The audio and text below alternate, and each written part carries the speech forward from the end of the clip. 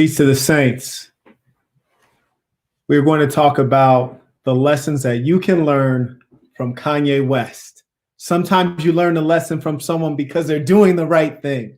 Other times you learn a lesson because they're doing something you should avoid. Now, with our dear brother Kanye West, I'm going to let you hear from him in his own words. You know, Kanye's a fascinating character in that there's so much to learn from him. As we witness him tear himself down with the same traits that actually brought him to success. Now you might say, gee, Marquette, that sounds strange. What are you speaking of? Well, what I'm speaking of is we've seen Kanye take self-belief, which is a positive, great characteristic. He's taken self-belief and low self-esteem, and these two things together have mutated into a blind, unapologetic narcissism. Don't take it from me. Let's hear Brother Kanye in his own words. And I'm not going to be trashing Brother Kanye because he has some great merits, which you will learn from him. I'm going to do an analysis of what he's saying and doing and how it's helping him. And also, I'll give some critical feedback on how the things he's doing are going to lead to his undoing. Now, folks, let's go ahead and play that footage. Kanye West, in his own words, in an interview with Sway in the Morning. We got to both sign that contract, Mark Parker. I'm going to put Mark Parker all on that Summer Jam screen. And by the way, Mark Parker, yes, I will still accept an investment in Donda. I got some more ideas that don't involve shoes. But if you guys are investing in the arts, y'all want to invest in this school in Brazil, y'all want to go to Africa. Let's go ahead and stop it right there, because as you guys know, the analysis that I engage in is deep. We take it section by section. So the first thing I want to point out to you is that Kanye West says, Mark Parker, I'm going to put you on that Summer Jam screen, Mark Parker. Yeah. And I still want some more investments. I got other things that don't involve shoes, Mark Parker. Now the question is, who is Mark Parker? Well, Mark Parker is the CEO of Nike. Now you probably have never heard his name before that, because he operates a corporation. You needn't know his name. You need to know his shoes and purchase the shoes. But it turns out that Kanye West is calling out Mark Parker because he's not cooperating with what Kanye West wants. Now, given the way he's dragging this man's name through the dirt, if I was the CEO of another brand of shoes or any other major corporation, I would look at Kanye and say, gee, you're really out of line with business etiquette. When a deal is not going your way, you do not drag the name of the CEO through the dirt on international television. You further do not threaten to embarrass someone on a public forum such as Summer Jam. That is something that's going to instantly turn people off to doing business with Kanye West, because he's displaying what? He's displaying the fact that he is a displeasure to work with. So it's like he's setting himself up for further failure in this interview. So that's the first crazy thing, is he's shouting out this man's name in a negative fashion, while also, on the other hand, asking the man to invest in his company. Now, let me give you some advice. Number one, when you ask for a favor from someone, you should have already done them a favor. Please take that to heart. So many people ask me for favors and I don't even know them. We're not blood related. We're not friends. We don't have a mutual connection. They come out of the blue asking me for a favor as though I'm Mother Teresa, just waiting to help them. And here's the funny thing, not even Mother Teresa would help them if they ask for a favor. Yeah? Do your research on her. So that's number one. As a man, don't ask for favors when you've not yet already given a favor. Number two, don't drag people's name through the dirt and expect them to want to cooperate with you. Common sense. Number three, this is where you can tell that Kanye West is a little bit thrown off in a bad way. He says, Mark Parker, I'm still willing to accept your investment, even though I just drug your name through the dirt. Y'all want to go to Brazil and build schools, and y'all want to go to Africa. I'm right here. Well, why is it that you would compare your for-profit business in which you're trying to make a tennis shoe? Why would you compare that to the efforts that the Nike Corporation might take in Brazil or in Africa? And you said in Brazil, building schools. Do you compare you wanting to put a commercial tennis shoe on the market? Is that as morally important or as impactful as them building a school in a favela in Brazil? By the way, I just happen to be in Brazil right now, and there's serious need here. Now, further, when you talk about Africa, which when people talk about Africa as a whole, as a continent, they're usually talking about poverty, unfortunately, even though there are many African countries such as Botswana that have a very high per capita income, and it's a very nice place to live. But obviously, in this case, he's speaking ill of Nike's philanthropic efforts in the continent of Africa, which contains 54 countries and billions of people. And he's saying, I'm a me monster. The tennis shoe I want to create is more important than your philanthropic efforts. It's strange that he would even juxtapose the two efforts. It shows you the man is not all there. And there's nothing wrong with self-belief. That's why we love Kanye, because he believes so strongly. But here's the thing. What has allowed Kanye to be successful is his self-belief, his passion. You can only influence certain sections of the human strata with this self-belief and this confidence. You can influence average people and below average people. Here's why. Because average people and below average people, they're not the brightest stars in the sky. So when they see that brother Kanye is so passionate and so confident, they think, gee, he must be confident for a reason. I need to listen to him. He must be passionate because he knows something that I don't know. I need to listen to him. He's confident and passionate. Let me listen. There must be something important he has to share. Average and below average people follow that. But above average people, because they have sophistication, experience, intelligence, they're not provincial. They've been around the world. They've seen a thing or two. They think, let me see what he's really about. Let me check and see what his deeds are. So they don't fall for a Kanye West and his bravado. They actually have to have the works behind the talk. They got to see the walk. Let's carry on and see what else that brother Kanye says. I'm standing up and I'm telling you, I am Warhol. I am the number one most impactful artist of our generation. I am Shakespeare. Wow. This boy is crazy. Now, I must say, I'm going to give him Warhol. I'll say, Kanye, you are Warhol, because Warhol was not particularly talented and I was never impressed with him personally. And that's a whole nother story. So I don't want to get off topic. Yes, you're Warhol. You do have impact and influence. You've stuck your head in a number of different creative spheres. Sure, you're Warhol, but are you Shakespeare? No, sir, you're not Shakespeare. Your name will never be mentioned in that high rarefied air as Shakespeare. I mean, let's be real here. Now, average people are listening to this like, yeah, you're Shakespeare. Sure, you're the guy, Kanye. You're the GOAT. Well, that's because they've never read Shakespeare and they don't know how fabulously impressive and complex Shakespeare is. So they would allow you to foolishly associate yourself with someone who's a legend because they've never familiarized themselves with literature on that level. You got people who are sophisticated at home like, darling, the Negro Kanye West has just said he's Shakespeare, darling. He's never wrote a sonnet or a soliloquy. It's outrageous. I'm appalled. As they should be. Because he's a fucking fool to say that he's Shakespeare.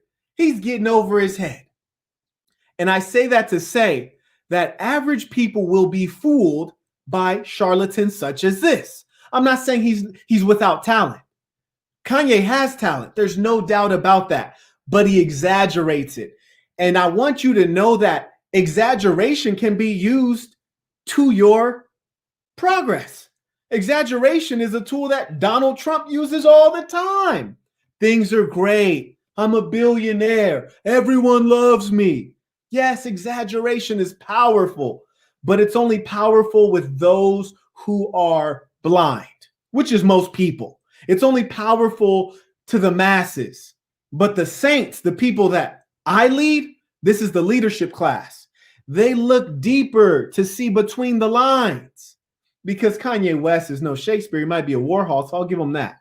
Now let's carry on and see what else Kanye proclaims himself to be. But real quick side note on Kanye West, as a hip hop fan, I know Kanye West. So for example, he has a ghostwriter, Sci-Hi the Prince, cat from Atlanta, who actually has some serious bars. Kanye West does not know how to rap. I'm going to play a song for you in a little bit. It's called Point Out the Bounce by Jay-Z and Kanye West. This is when Kanye was actually rapping the bars that he wrote, which were trash. Now that he has a ghostwriter, he thinks he's a genius. That's amazing. Further, as a producer, Kanye West is not impressive. Why? Because he takes things that are already masterpieces. When I first heard of Kanye West, it was a song called Through the Wire, which was a remake of a classic instrumental from a legendary song that was already successful. Secondly, all the other songs that I really like from Kanye are samples of songs that are already masterpieces. You know that song, It All Falls Down with Lauryn Hill? Yeah, that shit is fire. I love the video too, but it's not an original instrumental that he created from scratch. He is no genius. He's a good producer. I would say he's a good rapper, but he has a ghostwriter. So how often did Shakespeare have someone else write his plays and then claim himself to be a genius? This is delusion. This is mental health issues manifesting on the big screen. And you guys watch it because he's entertaining, because he's down to say something crazy. So let's play Kanye West saying something crazy. And then let's analyze it and learn why you guys are glued to the tube when he speaks. In the flesh, Walt Disney, Nike, Google. Now, who's going to be the Medici family and stand up and let me create more? Or do you want to marginalize me till I'm out of my moment? Nike, Google, Disney. Like he's saying it with such anger. I'm like, yay, chill out, bruh.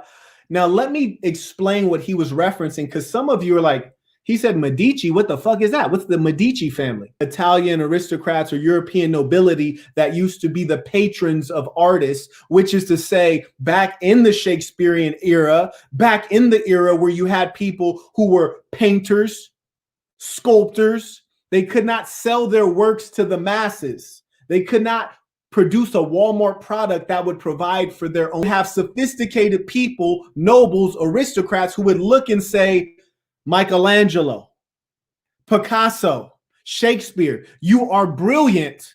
And because you are so brilliant, average people don't even understand the quality of this work.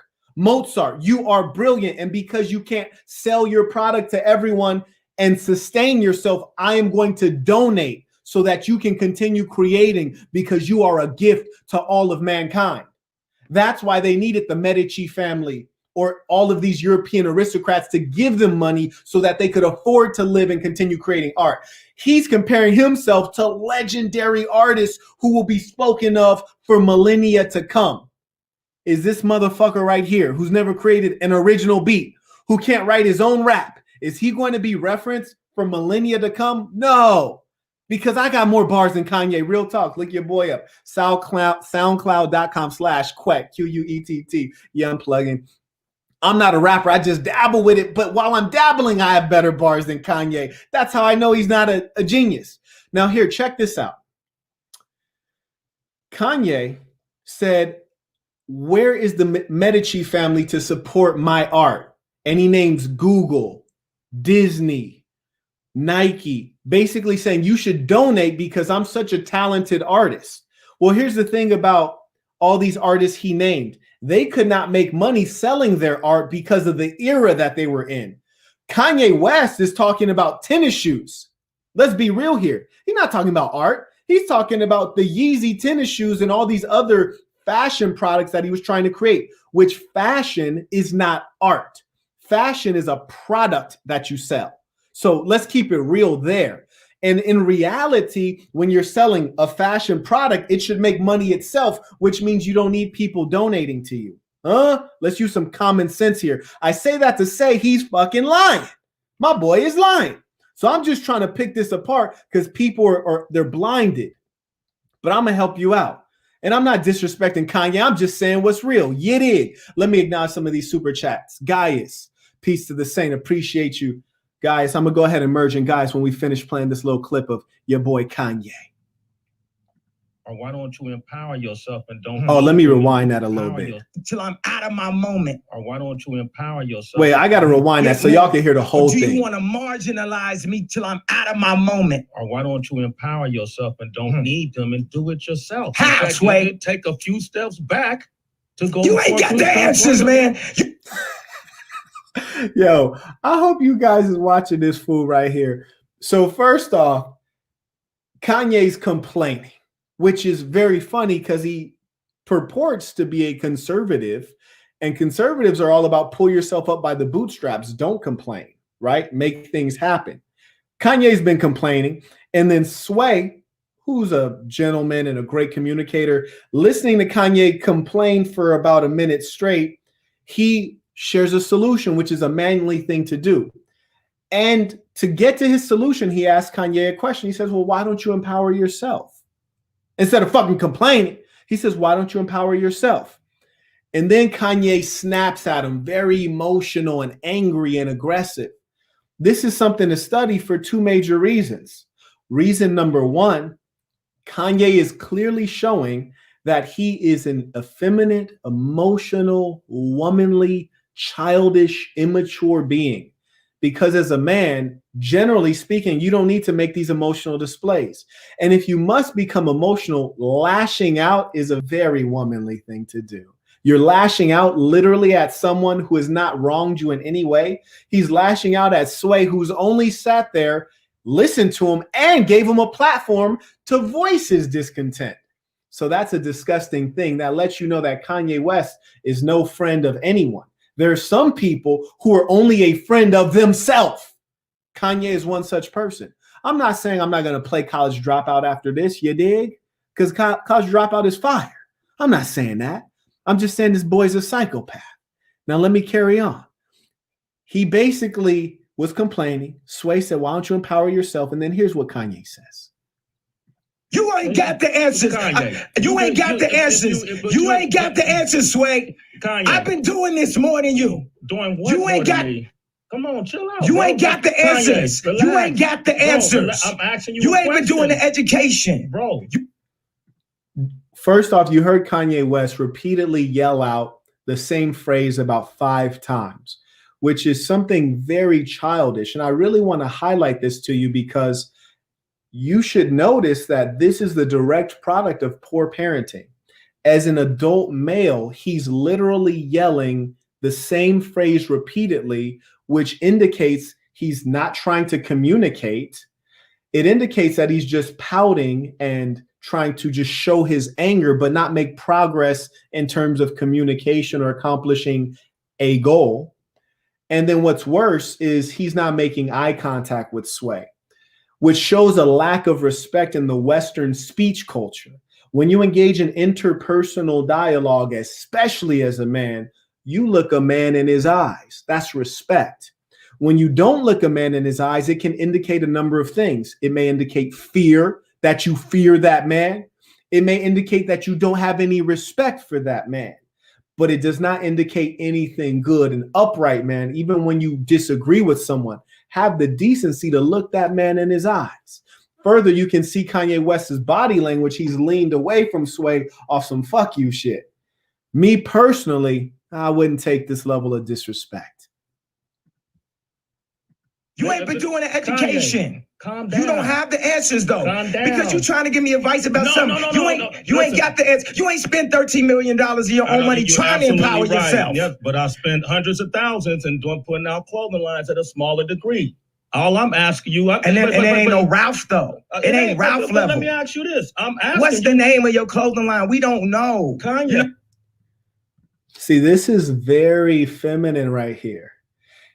He says, so you see Sway trying to de-escalate the situation, which is something that mature men do. When we see people getting out of control, we remain calm, maintain presence of mind. We de-escalate the situation if it's appropriate. So Sway is trying to de-escalate the situation, and Kanye is pouting like a bitch. I wish Sway would have reached back like a pimp and then did a new back slap and parked that boy like a Cadillac, which is what he deserved, acting like a hoe. Anyways, so Sway's de-escalating the situation, and then Kanye goes on to insult Sway. Now, mind you, Sway has not insulted Kanye one single time. And Kanye says, oh, well, you ain't spent 13 million, which is an understandable thing to say. That's a reasonable thing to say. Kanye is appealing to a logic he's probably not even aware that he's appealing to, which is the idea that you should only take advice about brick making from brick makers. And if Sway has never been successful in fashion, then how can he give you informed opinion? That's a good point, Kanye, although he didn't say it in respectful words. He basically said, you haven't spent 13 million doing this. Sway said, au contraire, I've spent hundreds of thousands. I haven't been successful, but I know what this is about. And then Kanye retorts and says, well, if you've done that, what's the name of your clothing company? Nobody's heard of it. Very disrespectful. Sometimes when you're bullying people who are not fighting you back, you look really bad. When you're bullying people and being aggressive to people who are not returning your aggression, you look really bad. You look like a monster.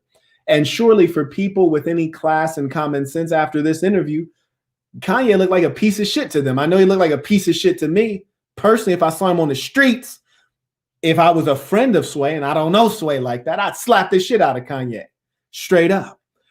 So that's one thing you can notice is that Kanye is becoming verbally insulting, even though Sway's done nothing of the sort. And this is a hero to some of you guys. There are people right now that are unsubscribing. Oh, you talking about Kanye? You Kanye the GOAT, man. You talking about Ye? Fuck that nigga, man. Fuck this ain't the same. Man, wipe your tears, youngin. You know what I'm saying? Because I lost money, but that's not exactly. And I can lose money on a higher level too. Don't think just because I got the most or the least money. Let me finish my question, dog. Man, man. Let me hear the question. You don't have the answers. I'm asking you for the answer. It's a question. I lost all the money because I didn't have the knowledge on how to do it. End quote. Now, let's put that piece of information. Let's put that next to the first quotation of Kanye West when he was disparaging a gentleman named Mark Parker, the CEO of Nike. And he was disparaging the CEO of Nike, one of the largest corporations, most recognized brand symbols in the world. He's disparaging a guy who's way smarter than he is and way more accomplished than he is because he won't invest into Kanye's Donda creative company. Well, Kanye, you just admitted that you're a faulty businessman. You said you lost $13 million of your own money because you did not know what you were doing.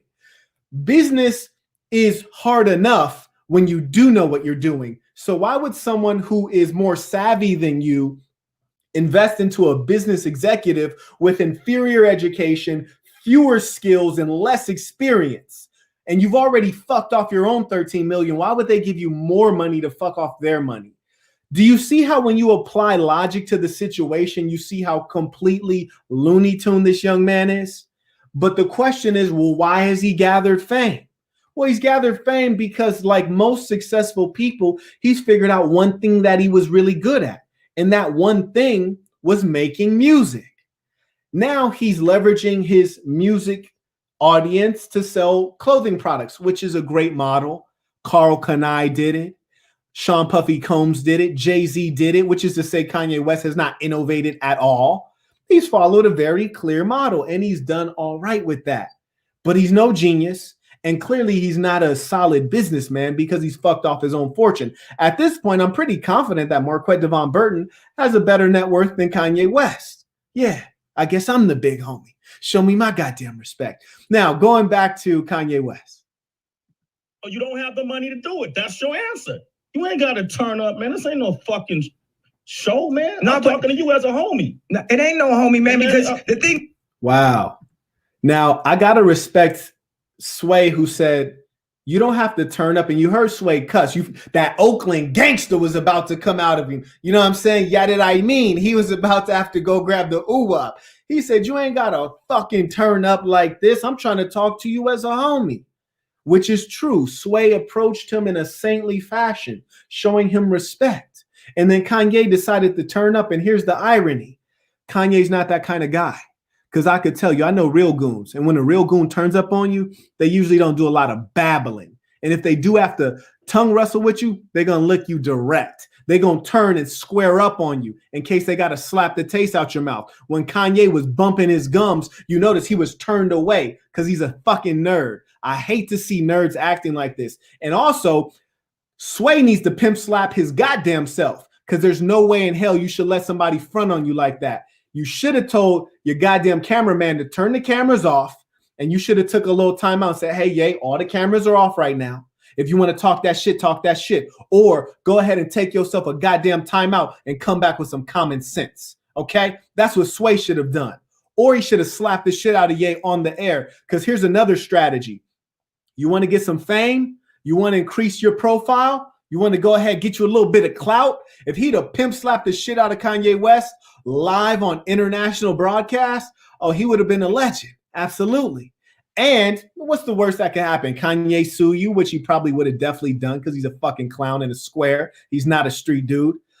That's why I don't keep any of my money in my accounts that are accessible to people like Kanye West who would want to sue me. If I pimp slapped the shit out of Kanye West and he sued me, they would look into my net worth and see there's almost nothing there because my American bank accounts are very low. They would have to try to penetrate my foreign bank accounts, which they can't do. You heard me? And that's why I keep them empty. So a motherfucker like Kanye West is talking greasy, I reach back and slap the shit out of him. Because the strongest position you will ever have is to have the position of someone not knowing what you're willing to do. And you being willing to go the whole mile. That's Machiavellian right there. When you're willing to always go the whole mile, people will fear you, especially if that's who you really are. Me, Ye would have never talked like that because I'd have slapped that motherfucker as soon as he got two crazy words out of his dumbass mouth. Now, Sway, I'm disappointed in you, bruh. Anyways, carrying back on. Is the bottom line is, man, everybody, you ain't got to turn up like you ain't got no hold up. You ain't no hold up. Listen, bro. Ain't no hold up. It ain't got to be no hold up. I'm asking you a question. Ain't no hold up. I'm asking you a question. Ain't no hold up. What do you mean it ain't no hold up, man? We here talking as civilized people. I'm trying to understand your world because when I go to your concert, I'm curious about what you're saying. I don't. Wow. Listen, this is how we know Kanye is going to burn himself down. He might blame other people for marginalizing him, but when Kanye falls, it will be because of no one other than Kanye. The reason that we know that is that Sway said to Kanye, I'm talking to you as a homie. Kanye responded, ain't no homies. Wow. So you're just going to disrespect this guy for no reason? Okay, cool. Then Sway says, hold up. I'm trying to speak to you as a civilized man. Kanye retorts, ain't no hold up. Ain't no hold up. Then Sway says, I'm just trying to understand because I go to your concerts and I hear you saying X, Y, and Z. And I just want to understand what you mean. Now, that means when he says, I go to your concerts, he's basically saying, I'm a supporter of yours. I'm a fan of yours. I believe in you.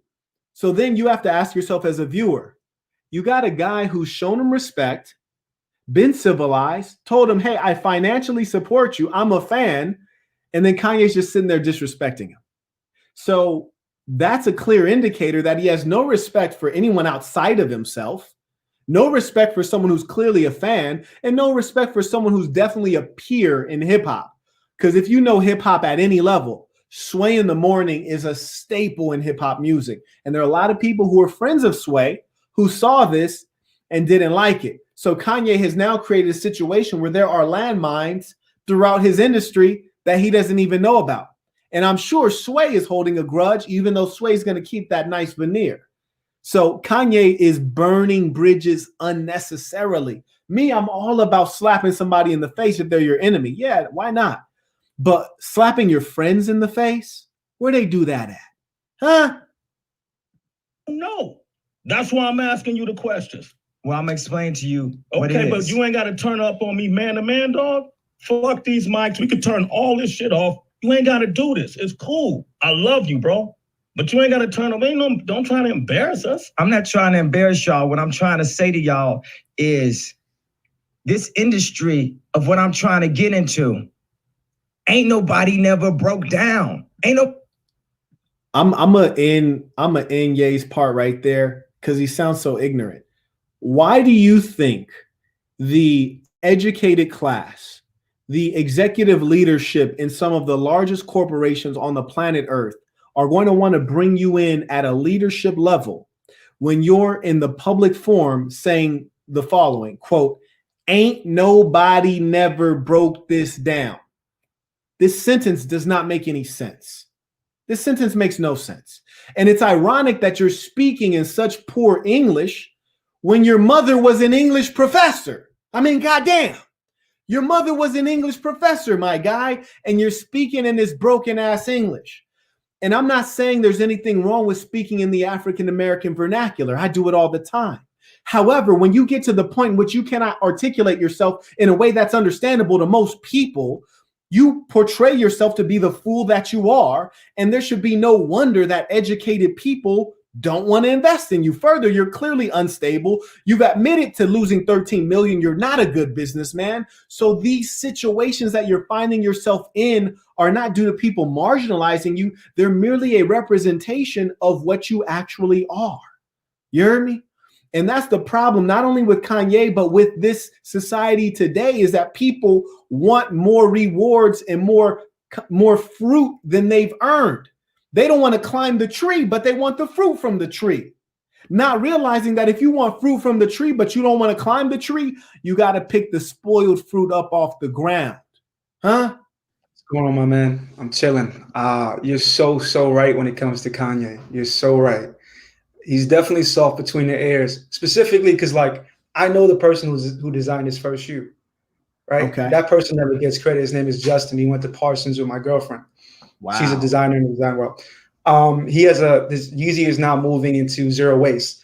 Zero waste has been out for decades. I actually know one of the innovators in that field. He actually wrote a book, Timo Resinen, professor of my girlfriend at Parsons, no longer is a professor there.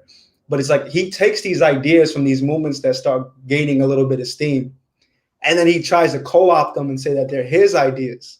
And he's not a good artist. Man, I have a lot of thoughts on this. I don't know if you tell.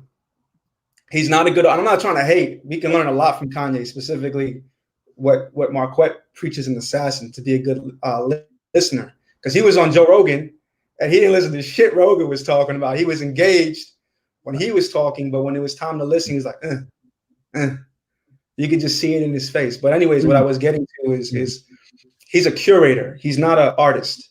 He wants to be an artist. He wants to be in the front and be this great mind. But realistically, if you look at his albums change so drastically because he's jumping on waves. His 808s and Heartbreak sounded like that because of Kid Cudi and Mr. Hudson. And then you go into the next couple albums, it's Travis Scott, right? Like, he's finding actual artists and curating them and then putting them in his sweatshop in Hawaii and saying, hey, make my next album. So yeah, you are so right when you were talking about the ghostwriting and just that overall point. Like, he's literally like making sweatshops of creatives and then taking all that juice and then saying, I'm Disney, I'm this. You right. Right. And you know what? I said that I was going to play one of his tracks where he was actually rapping, because people hear when Ye is kicking bars and you just bobbing your head like, ugh, like when he kicking bars like that, that's Sci-Hi the Prince. You heard me? That's the cat from Atlanta who really does have bars. When Kanye's actually rapping his own raps, which I'm about to play shortly, you're like, what the fuck? So I'm gonna play that for everybody who's never heard Ye. Unfortunately, the original song is not available on YouTube. That should blow your mind. I literally think it was such a trash song. Jay-Z and Kanye took a serious concerted effort to remove it from the public because it was trash. Shout out to Jordan for paying that tuition. Truly appreciate that, Saint. We're going to go ahead and play this track real quick from brother Kanye West. Real quick. Oh, man. Oh, yay. You too much, man. All right, here we go.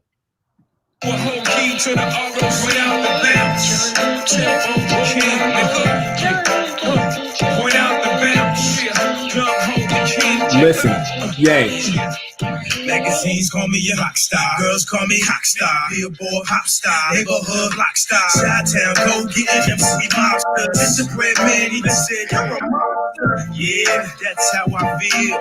To be down, you must appeal to the crew. We're rated R. OC, Bobby Johnson, son. Ask me, Ray, is that your car? Seen MTV, I know who you are. Then take over. Do you? I'm not even going to play the rest of it because it's garbage. Now, look, this is how sad it is. I want to repeat some of the lyrics. He says, guys call me rock star, girls call me cock star. What? That sounds so stupid. He literally said, and Gingerbread Man said, "Oh, you're a monster." Those are his bars. He said, "Guys call me rock star, girls call me cock star." And Gingerbread Man said, "Oh, you're a monster." Like, these are Kanye West's bars when he's writing. That's how garbage of a rapper he actually is. And I don't say that to throw shade. I just say that as a point of fact, which is to say that Kanye West has built a lot of his acclaim on saying he's the greatest without being the greatest. And there's a pattern of this. But every now and then you have an individual who says they're the greatest, and they are, like Floyd Mayweather or Michael Jordan or Muhammad Ali. They say they're the greatest and they are. So then you have a charlatan like Ye who's saying he's the greatest, and people are attuned to it. And they're like, oh, okay, yeah, he must be great just because he said it. But it's not the case. So you could learn from this, in that self-belief is definitely something that will advance you with most people. But when you're talking to sophisticated people, they be like, nah, bro, like, you have a ghostwriter, right? Like, whereas other people never even heard of Sci-Hi the Prince, right? They don't even know that name. I got a couple folks we're gonna go ahead and merge in, and there's a few more crazy things I want to point out about Ye.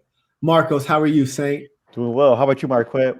What's up, guys? What's up, man?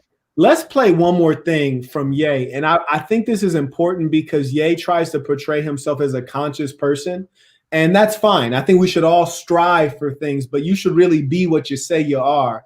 And what challenges me about the modern society is that instead of looking to people who are learned to lead us, instead of looking to men of principles, morals, and character to lead us, we're looking to entertainers, when in reality, Kanye West is a rapper. He is there to make you laugh or to make you cry or to create a song to make you dance. He's not there to explain your identity and teach you how to make progress in your life. No, he's yelling out curse words over a fancy beat. Like, that's what he does for a living. So why would you follow him as though he is a brilliant mind who's here to bring you to the mountaintop? Like, let's stop confusing rappers for Martin Luther King. You heard me? So let's go ahead, and we need to do a quick study. This is what disturbs me. Number one, Kanye West came out and said that he started off as a conscious rapper when his first album that I'm aware of, College Dropout, came out, which was a classic. It was a great album. He was conscious. Then you went from being a conscious rapper to now you're paying for your mother to get all these surgeries, right? So you're preaching against materialism, but you pay to have your mom get a breast augmentation, liposuction, and a tummy tuck. If you're a leader, you should have gave her some knowledge to let her know, Mom, you're 5'2", you weigh 188 pounds. Goddamn, bitch. Step one, stop eating so fucking much. Because if you're 5'2" and you damn near weigh 200 pounds, your problem is not with your body. Your problem is fucking mental. You ate and got full and kept eating. That's a psychological disposition. And if you still have that psychological disposition post-op, after your lipo, after your tummy tuck, guess what? You're going to be a fat fuck again because you still have the habits of a fat fuck. I ain't lying. And here's the thing. The bitch is like 50 years old anyways. Why are you getting a breast augmentation at age 50? Ain't nobody looking at your old ass titties, bitch. Like, that's what kills me. And I hate to have to say it so raw and rude, but it just is what it is. If you're an English professor, which theoretically you're an academic, you're in the intellectual vanguard of society, but you're still so fucking stupid that you think the most important thing in your life is your appearance as a 50-year-old woman, you're a dumb fuck. And then your son, being a male, should be a leader. And instead of redirecting your goofy ass, he says, I'll pay for it. Kanye West's mother died as a result of her injury sustained getting titties augmented. Like, you died from a titty surgery. Now, that's nothing to laugh at, right? But let's say heaven or hell is like jail, right? You know, when you go to jail, you come in, people are like, yo, what you in for? How you end up in here? What crime you commit? How you get locked up? Let's say heaven and hell is the same way. Now, Donda West, Kanye's mother, comes into hell, and they say, what you in for? How'd you die? She was like, oh, I was getting the motherfucking breast implants. and end up fucking dying. That's the most idiotic way to die on the planet Earth. This is a real clip of how Kanye West's mom basically died from her own stupidity. Cause of death, stupidity. Y'all ready? Superstar Kanye West is mourning the death of his mother today. And Dr. Adams quickly found himself being blamed. Critics accused Adams of performing too many procedures on the 5'2", 188-pound former English professor. A tummy tuck, breast augmentation, and liposuction, all on the same day. Her cause of death was her own narcissism. That's what fucks me up. Her actual cause of death was narcissism. An over concern with the physical appearance. And you know she's psychotic because realistically, no one is looking at a 55-year-old woman's titties. Nobody's doing that. And why is it, if you're an English professor, a woman of learning, why do you assign your primary value to be physical and you're so obsessed with looking physically better? You won't exercise to look better. Fuck that. You're not going to exercise or eat better. You're so obsessed with looking physically better that you would go under the surgical knife and put yourself at risk and then end up losing your life. Wow. Life is cheap to these people, man. So people probably sitting back like, Marquette, you're a ruthless son of a bitch. Oh, you're mad at me because I value her life at the same level that she valued her life, which is not at all. Huh? Look, let me plug in this computer for this joint. It goes out. Saints, do you have anything to add? I already did the dirty work. You have anything to add?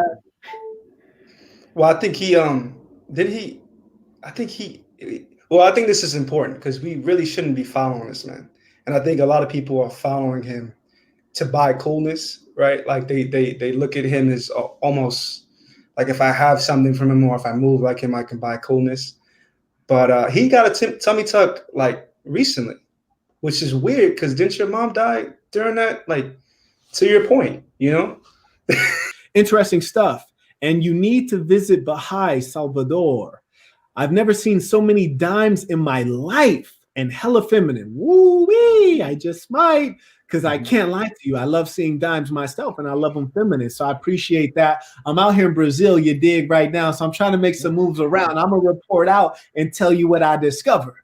So far, so good. Anyone have any thoughts before we carry on with the super yeah, chat? bro. Yeah, what's going on in Brazil? I heard they can jump to the moon out there. They got them legs. What's up? You know what, man? I haven't moved around an awful lot yet because it's been raining.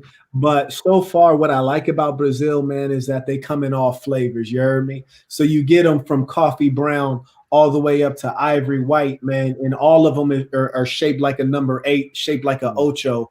And that's something to you. I just can't say no. You dig? So it's a beautiful thing out here. And they're very feminine as well. And also, I happen to like the Portuguese accent, which I did not. I wasn't terribly familiar with it. I will say they don't look like the magazines from Rio de Janeiro, right? Like all curly and tan. So I'm shocked at the diversity, and it's quite beautiful.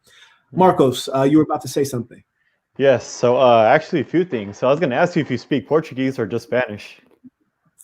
Spanish. And you know what? Curiously, the Spanish helps you read Portuguese. So I do very well with the signage. But the accent and pronunciation between Portuguese and Spanish is farther apart than I anticipated. Yeah, because when was it? On Tuesday? Or was it Monday? No, Monday. I got on a lift and the driver, he's from Brazil. And we actually had a conversation where I spoke in Spanish, he spoke in Portuguese. And we probably understood each other about like 65, 70%. So it was pretty interesting. But going back to the topic of the video is about Kanye. So back in the day, back in like 2006, 2007, I used to listen to his music on repeat, like say College Dropout, Late Registration, Graduation. Great albums. I still consider them great albums. But then over the years, we actually seen how Kanye is like as a person. I'm like, no. I'm like, I'll listen to your music, but will not respect or follow you as a person at all. It's like someone that's emotionally unstable.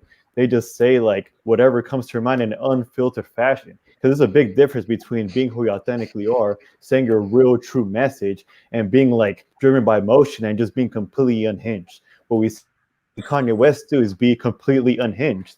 And like Ice was saying, I listened to his podcast with Joe Rogan, And I would say it is a quote unquote improvement from the one from Sway, but at the same time, all he did was like run his mouth. He didn't listen to anything that Joe Rogan was saying. It wasn't really a conversation. It was more just him spilling his words everywhere. And he did have some points, I admit, but he's still a very ungrounded and emotional person. Not the, like Marquette was saying, not the person you wanna follow in life.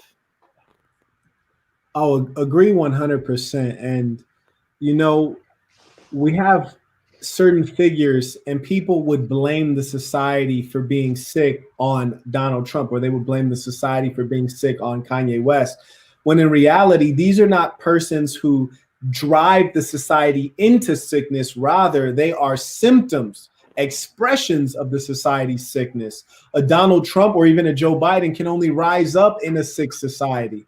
A Kanye West can only rise up in a sick society because any other society would see his behaviors and see that he's mentally unwell, and they would not pay attention to him, or they would give him what he really needs, which is help, right? Like if you're a grown man bleaching your hair blonde, I know you're a fucking nut. If you're a grown man getting a tummy tuck, I know you're a fucking nut. Because if you did it in high school, that's cool, man. Like when you're a young man, you're in your teen, you're experimenting, you're trying out different identities. But when you're like 40 years old, Kanye is like 40 or something, right? Like you need to know who you are by then. And when you look at Kim Kardashian, I hate to say this, but she looks like a tranny. And the reason I say that is because trannies have so much surgery and makeup because everything on them is fake. Same thing with her. She got tranny level surgery and she just looks ultra fake. And we know that beyond her exterior being vile, her interior, her inside is just completely destroyed. I mean, when you base your actual fame on being a famous dick sucker, like we're in a dark era. Ray J treated her as a side bitch. You're treating her as the mother of your kids. Wow, you got confused somewhere, my friend. Like to me, that just shows like the man is clearly lost, and it also shows that he was a nerd. Because a cat who was cool his whole life and had bad bitches his whole life, you get you a broad that got the ass or got the titties or got the face, is nothing to you. When you a sucker and you've been a nerd your whole life, you get you one bad bitch, you want to cuff her up, lock her up, marry her, impregnate her so you can hold on to her because you're overvaluing that female. Whereas if you didn't always had bitches, you've been rich in bitches, then you're not tripping over this one female. So if I can give you guys a recommendation at home, being player is an asset to you because it allows you to always have an abundance mentality so that you don't stick with the first woman who gives you good vagina. You don't stick with the first woman who's appealing to the eye. I cannot tell you how many women I have who are appealing to the eye that I would never stick with because they're not appealing to the soul. As soon as you bust that nut, you still got to talk to them, huh? After you bust that nut, them being pretty doesn't matter anymore. After you bust that nut, you want someone you can actually spend time with, have a conversation with, grow with, someone who doesn't just know how to spend money, they know how to make money. They can help you get to your dreams. And Kanye West is a goofy bastard because when he goes on TV and tells you he lost 13 million, he's now in a position where his woman has more cash liquidity than he does, which puts her in the leadership position because he's not pimping. If he was the pimping and she had all that money, it'd be all good because he knows how to operate and continue leading. But being that he's a square, now that she has all that bread, she's in the leadership position. Never let that happen. I'm gonna look at some of these super chat saints. If you want to hop in there, please speak your piece. I like the point you made about him not knowing himself and still trying to find himself. And it's ironic because his music career kind of parallels that, where you said, why was he a conscious rapper and then he's going into, this satanistic, heathenistic realm? And it's because he doesn't really know who he is. He's really just attaching himself to successful artists, great minds, great leaders, and trying to co-opt their movement. And then when he gets bored of that, it's on to the next, he's got that shiny object syndrome. And I think, which is the opposite of what you preach and teach to the assassin, which is to be yourself and to go out there and make, fail fast. It's something you've personally told me go out there, make experience, find out who the fuck you really are. You know, stress test yourself a little bit. I appreciate that. That's such a meaningful thing that you highlighted. And to add on to what you said about being yourself, I now have distilled the philosophy to 3 sentences. This is the shortest Bible, the shortest Quran you will ever find. 3 sentences. And this is the key to your happiness and doing good in the world. Number 1, be yourself. Number 2, be good to yourself. Number 3, be good to good people. Be yourself, be good to yourself, and be good to good people. Kanye clearly broke number 3, be good to good people. Sway was on there showing him respect, and he was returning evil and foulness. Nah, I can assure you, saints, if you don't show love and respect to people who show love and respect to you, your friends will become enemies, and your enemies will be empowered because there will be more of them. They will have more allies against you. Always be good to good people. Always show love to those who show love to you. Now we're talking about enemies. If you can make sure that they burn in hell, absolutely do it. But be yourself. Be good to yourself. We often forget about this one, showing ourselves love. I talk to a lot of men who make a lot of money and always ask them, we could talk about making more money. Absolutely. During our consultations, we always talk about making more money. But let's also talk about how we're going to spend some of this money on you. How are you going to treat yourself? How are you going to make yourself feel like every day is your birthday? Huh? How can you make every moment enjoyable? We forget that this life is for enjoying. So be good to yourself. Don't forget that part. And to that piece, I want to shout out the super chat, Mr. Highway. Truly appreciate it. He writes off topic, but I tore my ACL playing judo tonight. First off, you don't play judo. You don't play combat sports. You did. So to everyone out there who's a warrior like Mr. Highway and myself and the saints on the call, you don't play boxing. You don't play judo. You don't play MMA. You heard me? That's something you do, and you do it hard. So he tore his ACL.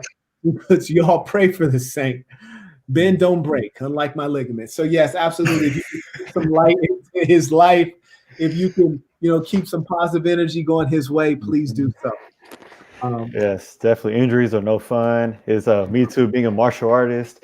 I always try to be careful and be aware. And you always want to go in, go hard, but at the same time, being aware of your body. If something falls off, just be careful, take it easy. But hopefully for the same, Mr. Highway, quick recovery. Absolutely. Shout out to Daniel, who's on the council. He says, hope you have a speedy recovery. And what I appreciate about the Assassin is that it's real love here. There's nothing fake here. It's just real men who are straightforward, showing love and appreciation, knowing that when you're within a community and you take care of one another, it always comes back to you. And one thing I want to point out when you're looking at narcissistic personalities, and I rarely use this terminology, to be honest with you, because I like to see people congratulate themselves. I like to see people talking their shit. I like to see people winning, but I also like to see you walk the talk. Like if you say you're the greatest, I want you to show up that way every day. You feel me? Like I never say I'm the best boxer because I'm not. I am undefeated, so don't run up on me, you heard me? But I never say I'm the best boxer because I get my ass kicked in the gym all the time. But when people walking around like, hey, who want to spar? I'm always volunteering. And I'm in the gym in Las Vegas with champions. Like Caleb Plant, the champion of the world, is in my gym. You heard me? Shane Mosley Jr. is in my gym. Like real fighters are in the gym. I'm nowhere near the best, but I'm willing to get my ass kicked, though. You heard me? And that's what life is about sometimes. Evil Shaggy quotes Kanye, "You ain't got the answers." He was yelling at Sway. Boy, that young man is a nut. That young man is a nut. Lavelle in the building writes, Mr. Highway, wishing you a speedy recovery, Saint. Do you guys have any other thoughts on Brother Kanye? Anything else to share before we start winding down? Yes, actually, I realized that Kanye doesn't have the answers either.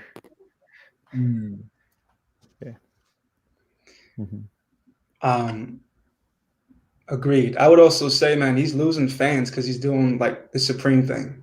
Supreme started like they're super hot, they're doing their thing, and then they start selling bricks and basically doing these weird social experiments being extremely cavalier with their audience. And then you see Kith coming up, and they're taking their spot basically right now because they're actually treating their customers with respect. And if you look at like Kanye's sales, if you look at like what his music is doing right now, it's really tanking because he's so obsessed with himself. He's not being good to people who are good to him. He's actually pretty disrespectful to his audience. I think he's disrespectful to artists in general. I think we can all kind of look at what he's doing and be like, man, you're not really for artists, man. So just to like continue and hammering on that piece, like definitely don't insult your audience like you did with Sway, and like he is constantly with his actual audience where he's like, I'm running for president. No, you aren't. Right. Playing with people, right? Yeah. And when you do things like that, when you're constantly crying wolf, your word has no meaning. And as a man, your word is sometimes all you have. And you would think Kanye would have a stronger word because for men who come from poverty, you don't have material. You don't have cash. You don't have those forms of capital and power. So at the very least, what you can give to your friends, what you can give to your loved ones is not money, it's not gifts, but you can give them your word. And that should be solid. That should be like a gift. But Kanye is completely lost. And his word now has no meaning. When he's on the television trashing Mark Parker, who's never mentioned his name in public, and he's trashing Mark Parker, no one's going to say, well, this Mark Parker must be a dirtbag, because they know Kanye is a loose cannon and he's liable to attack verbally anyone, right? Whereas say it was Jay-Z, and Jay-Z came out and said, you know what, fuck Mark Parker. Mark Parker's a piece of shit. People were like, oh, I got to look into this. Who is this guy? This guy, Mark Parker. He must be a dirtbag. Why? Because Jay-Z's not always yelling out crazy shit. And beyond that, when we want to talk about genius, when people say who are the top 5 rappers, the best rappers of all time, no one ever mentions Kanye. No one ever mentions Kanye. They often mention Jay-Z, but Kanye is always saying he's the best. Jay-Z's not constantly saying he's the best. He said it before, and as you should always believe in yourself. I mean, for Christ's sake, he called himself Hova MC, which is short for Jehovah, God MC, which means that he the best. You should always have self-belief, but your self-belief should be backed by real deeds, and you should never become narcissistic to where you become so obsessed with yourself that you hate everything that is outside of yourself. And he's showing hatred and meanness to everything outside of himself. And what's worse, in Kanye's case, any keen observer can tell that this comes from a place of tremendously low self-esteem, which runs in his family. And the reason I'm here to build up men is because when you don't build up boys and men in the right way, they act like a bitch. And how do we have the evidence that Kanye's following in the footsteps of a bitch? Let me give you an example. His mother died getting a motherfucking tummy tuck. She had low self-esteem. This dumb motherfucker just got a tummy tuck. Why? I don't want you guys to call me fat. You low self-esteem, dumb bastard, following a bitch. That's exactly what your mother did. And when he's on that, he's always on the television, like speaking all emotionally, always sounds like he's about to start crying and bust out in tears, can't articulate himself because he's too emotional.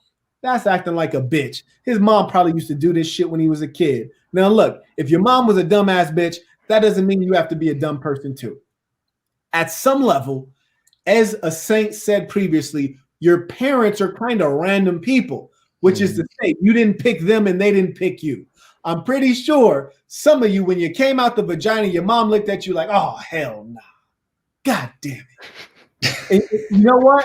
And when you grew up, your mom and dad was disappointed in you, right? They didn't pick your ass, but you didn't pick them either. It was their responsibility to do their best with you. And they probably did do their best based on who they are. But because someone's your mother or father doesn't mean they're a genius, doesn't mean that they're knowledgeable, doesn't mean they have good values. So we have to be realistic about who our parents actually are. And we have to seek development beyond what they can give. My father was a drug dealer. If I wanted to be a great drug dealer, he couldn't even teach me how to do that because he ended up in the pen doing 10 years. That's not a great drug dealer to me. You heard me? So he couldn't even teach me how to drug deal. So I had to go beyond him to get other skills. Now, in terms of cracking a bitch, man, he could teach me how to do that 3 ways to Sunday. You heard me? He could do that backwards and forwards. That was his specialty. He should have got on that pimping, but he loved selling drugs. But hey, that was just him. I say that to say, always seek mentorship from people who really have the skills. When I was a child, I would hear my grandmother say many things. Some of them were wise. As I aged, I realized some of them were total bullshit. Kanye was out of his league when he was trying to go into certain spheres of business. That's why he lost his shirt, aka lost 13 million. In the case of my grandmother, sometimes she talk about shit she ain't got a clue about. She would say dumb things like the following, which your parents have probably said. Fucking the shit out of her, because that's poison. You're doing a person a disservice to tell them if you're poor, you're going to be poor your whole life. That's what she was telling me. Marquette Devon Burton, you are born poor. You're going to be poor your whole life because the rich get richer, the poor get poor. That's what she told me. That's poison. Huh? Because guess what? I'm in Brazil right now on a vacation during COVID-19. Ain't got a worry in the world. Huh?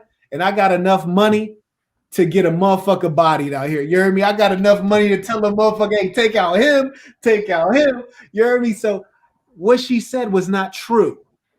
And I'm thankful that I did not absorb that idiotic mentality. And I love my grandmother to death, and I would not be the man that I am today, a great man. But I can separate the wisdom from the dumb shit that she said. And until you can be real and say, hey, yes, I respect this person, but I can acknowledge that they've said some things that are errant.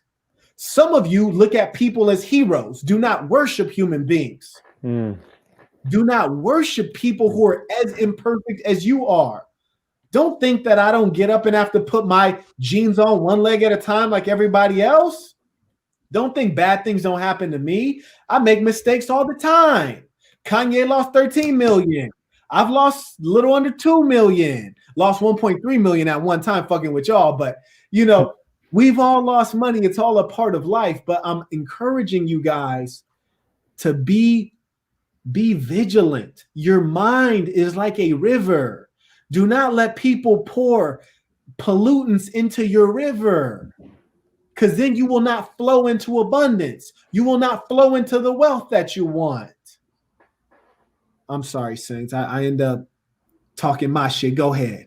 Shout out to Count Rios for always hopping in with the super chat. Truly appreciate it, Saint. Because I'm over here taking time out my holiday to fuck with y'all, because one of my patrons at patreon.com/thesaintinthecenter requested this topic. And I show love to people who show love to me, no matter what day it is or where I am. I try to stay consistent. So if a boss level or an emperor level patron requests a video, I try to make it happen. And that's why you guys have this topic, because I like to stay positive. I would have never even put your boy Kanye on air, except that there was that request. So I wanted to honor that. And Count Rios, thank you for honoring me with your super chat. I'm going to yield the floor to the Saints.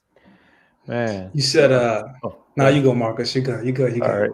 So, I like how you mentioned how we should never like completely follow any human being, because we're all human. We all have flaws. None of us are perfect. We all make mistakes all the time, like you said. And so many people, they just defend people's like mistakes all the time. They defend people regardless of the circumstances. They could like kill someone innocent and do some other crazy shit, and they still defend them regardless of the circumstances. And that's mostly because those people that follow them have very little self-esteem and basically live vicariously through other people's actions, and they feel significant because they're defending them in the first place, because they haven't accomplished anything in their life themselves. So they feel some type of like sick fulfillment just based off of supporting this person. So more of the story is like love yourself and like support yourself. It's like, but at the same time, recognize you're not perfect at the same time. Right. That's the key, is people end up becoming megalomaniacs when they start to think that they're infallible. You always have to have people around you who can keep it real with you, and you also have to be able to accept that. I want to read one of these comments, because I think the person might think that it's contrarian to what I'm saying, but it's actually not, and I respect the truth that they shared. I also want to say that the gentleman, Anoba, who's waiting to be merged, and I will merge you in shortly, saying, KO writes, since this interview, Kanye has made over $1 billion. That's a good amount of money. Left Nike and got better royalties at Adidas. True story. Looking back at this interview, Kanye has taken a dub. Not true. Now, let me tell you why. Firstly, the irony is that Mark Parker at Nike gave Kanye a start. So he was actually the foundation of Kanye being able to be successful at Adidas. A guy like that you might speak well of, right? And I do believe Kanye actually took his words back and retracted his statement on Mark Parker, the disparaging words. So has Kanye prospered financially? Yes. But let me ask you a question. Robin Williams, he was a very wealthy, famous man, still committed suicide and killed himself. Is that a W? No. Kanye West has been said to be off his rocker, mentally ill. He's being bashed throughout the whole fucking planet Earth for being crazy and psychotic. That's a W. If you don't have mental health, you don't have fucking anything. Making $1 billion is fantastic, but being mentally ill, that's a fucking L. So I want to say financially, yes, he's winning. That's great. When you get money, you realize there's only so many things you can do with money. You heard me? In fact, there gets a point to where you're just spending money and it's literally just because you got it. What have I done for the last 4 hours? I had Bridget over here looking up antique cars with suicide doors. That's all we did for the last couple hours. So we can go antique car shopping. Why? Because there's nothing else to do with the money. There's nothing else interesting. We're just trying to find cars that are very rare and go buy them shits. So there's nothing really exciting to do with money once you stack it up and you're not thinking about survival. Once you get beyond survival, the difference between $1 million and $100 million, it's a lot of money, but the difference in lifestyle is not significant. The difference in $100 million and $1 billion, the difference in lifestyle, it's not significant. What is significant is that I'm the happiest guy you know every day. Crazy happy, very satisfied, great relationships, love my family. No problems with mental illness, never seen a therapist. And if you have, there's nothing wrong with that. But what I'm saying is that if Kanye West is on the brink of fucking suicide, don't confuse yourself into thinking that he's winning. That's losing. And that's why I'm here to fucking tell you guys before, because you guys think money's going to solve all your problems. I'm trying to tell you, I have money and still have problems. When I was broke, I had bigger problems, though. Life is better with money. I ain't going to lie to you. But if you have vices, money is only going to multiply your vice and you're going to end up killing your fucking self. Okay? So if you are a cocaine addict and then you become a millionaire and you're still a cocaine addict, that just means more cocaine. You're accelerating your death. Money magnifies that which you are. Kanye West is not getting a W because he's mentally fucking ill. Okay? That's an L. Saint, I'm going to yield the floor to you.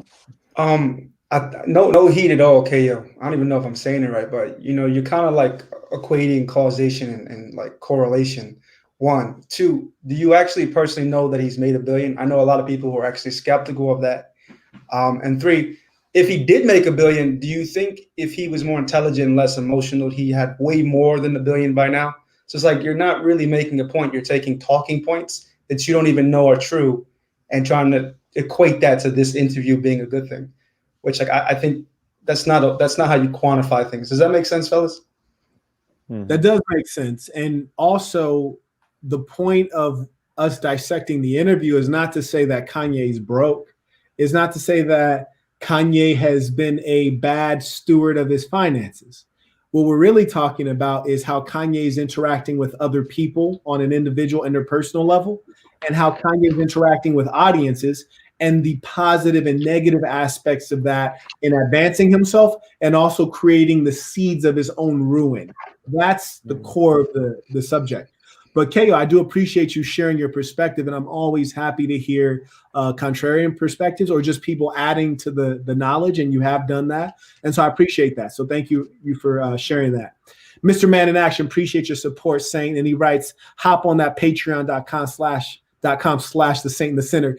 And if you hear me talking crazy on public forum such as this, just imagine the crazy stuff we got going on patreon.com/the Saint in the Center. Tremendous amounts of game with regards to women, understanding their nature, knowing how to get them, knowing how to retain them, how to improve your relationships, how to be able to dominate that relationship, and also meaningful advice on finance as well. Let's see what else we got on the super chat side. Mind you, if I've missed anyone's super chat, I would be thankful if you would retype their super chat. Just write the word super chat in all caps and then retype their comment or question. I do want to acknowledge that we're a little over an hour, so we're going to go ahead and start winding down right now. J5 writes, we should have known Kanye was unstable from this interview, right? And that was in like way back, right? Yeah. Yep. Yeah. That's like several years ago. I think 2, 3, 4 years ago. That one interview with Sway. Right. It's a while back. Bianca writes, is your Patreon for the Lady Saints as well, Marquette? Bianca, I have created a membership that you can get at thesassin.com. I'll go ahead and put the website in the chat. And in fact, everyone can get their membership there. So everything that's on patreon.com is on thesassin.com, and we're transitioning everyone there for their membership. So if you go to thesassin.com and click memberships at the top, it'll say Lady Saints, and you can subscribe there. And the reason that we are transitioning to off of patreon.com is for a couple reasons. Number one, every now and then Patreon will like go down, which is not good. And number two, more importantly, is the interface is really bad, which means that I want people to be able to say, okay, I want to talk about or learn about dating females. And then we click dating females, and it has all the videos listed that are relating to that. So what we've done at assassin.com is we've reorganized all the videos so they're very clear in categories of how to approach females, dating females, female nature, relationships. So it's very clear and the information is more organized. And also the assassin.com is a one-stop shop. From thesassin.com, you can request a video. You can say, hey, Marquette, I want you to make this video. You can view specific types of content. You can schedule a consultation. You can get merch. You can get your conference tickets. You can join different groups, interest groups, like if you want to be a real estate agent, if you want to learn how to flip real estate, if you want to be a personal trainer, if you want to be a content creator. Those are all support groups where they're like-minded people who are hustling in that area and have knowledge in that area. So the Assassin is just that one-stop shop. So please do get that membership as a Lady Saint, because we're pumping out a lot of content specifically for you. And you are going to be one of the founders of the female side of the Assassin. So all the Saints, peace to Shorty. Also peace to Emily, who as well is one of the earliest Lady Saints. You dig? What do you guys think of the women coming into the Assassin? We 30,000 strong with the fellas. What are your thoughts on the female side of things? It's about time, man. Exactly. Well said. About time. And like I said before, the number is only going to go up. So it's a great and powerful thing that's going on. Absolutely. Yes. And the woman is the other half of the man, right? Like we'd be crazy to think that, you know, we're going to live without women. Sebastian Roman writes, respect my boys, setting up a consultation soon, Marquette, tuition. Sebastian, I appreciate that tuition. I'm looking forward to speaking in our consultation. Anyone who wants a consultation, you can schedule that at thesassin.com/consultation, or just go to thesassin.com and click consultation. One of the things I really enjoy about the consultations is that I get to hear like in detail what people are working on, help them build something. Mm-hmm. And then, you know, month later, 3 months later, 6 months later, I get to see them take a fucking seed that we talked about, an idea, and then I get to see it start to bloom. And for me, there's nothing more remarkable than being a part of someone's success story. And so that's why I really enjoy the consultations, and I also enjoy knowing people personally, you know, being able to recognize Marcos and know him by name. If I walked in the grocery store and I saw Marcos or Gaius, I would recognize them. And so that kind of takes them out of the blur of the 30,000 people.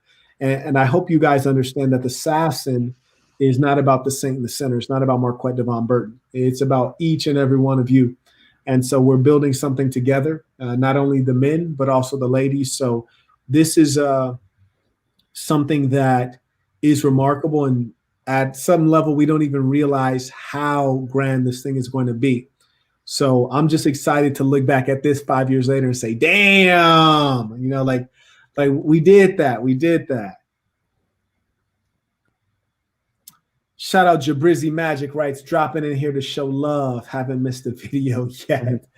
Is that right, man? I got to check on the data, you dig? I appreciate you pulling up, Jabrizzi Magic.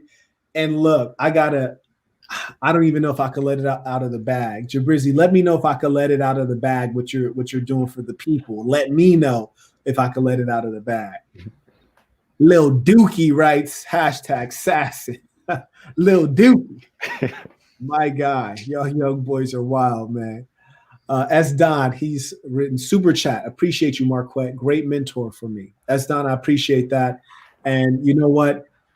anytime that I can have the opportunity to mentor someone, especially hardworking, intelligent young men, man, I just want to see you win. That's the best way to pay me back, man, is to go out there and win and contribute. Once you win, number 3, do good for good people. And charity starts at home.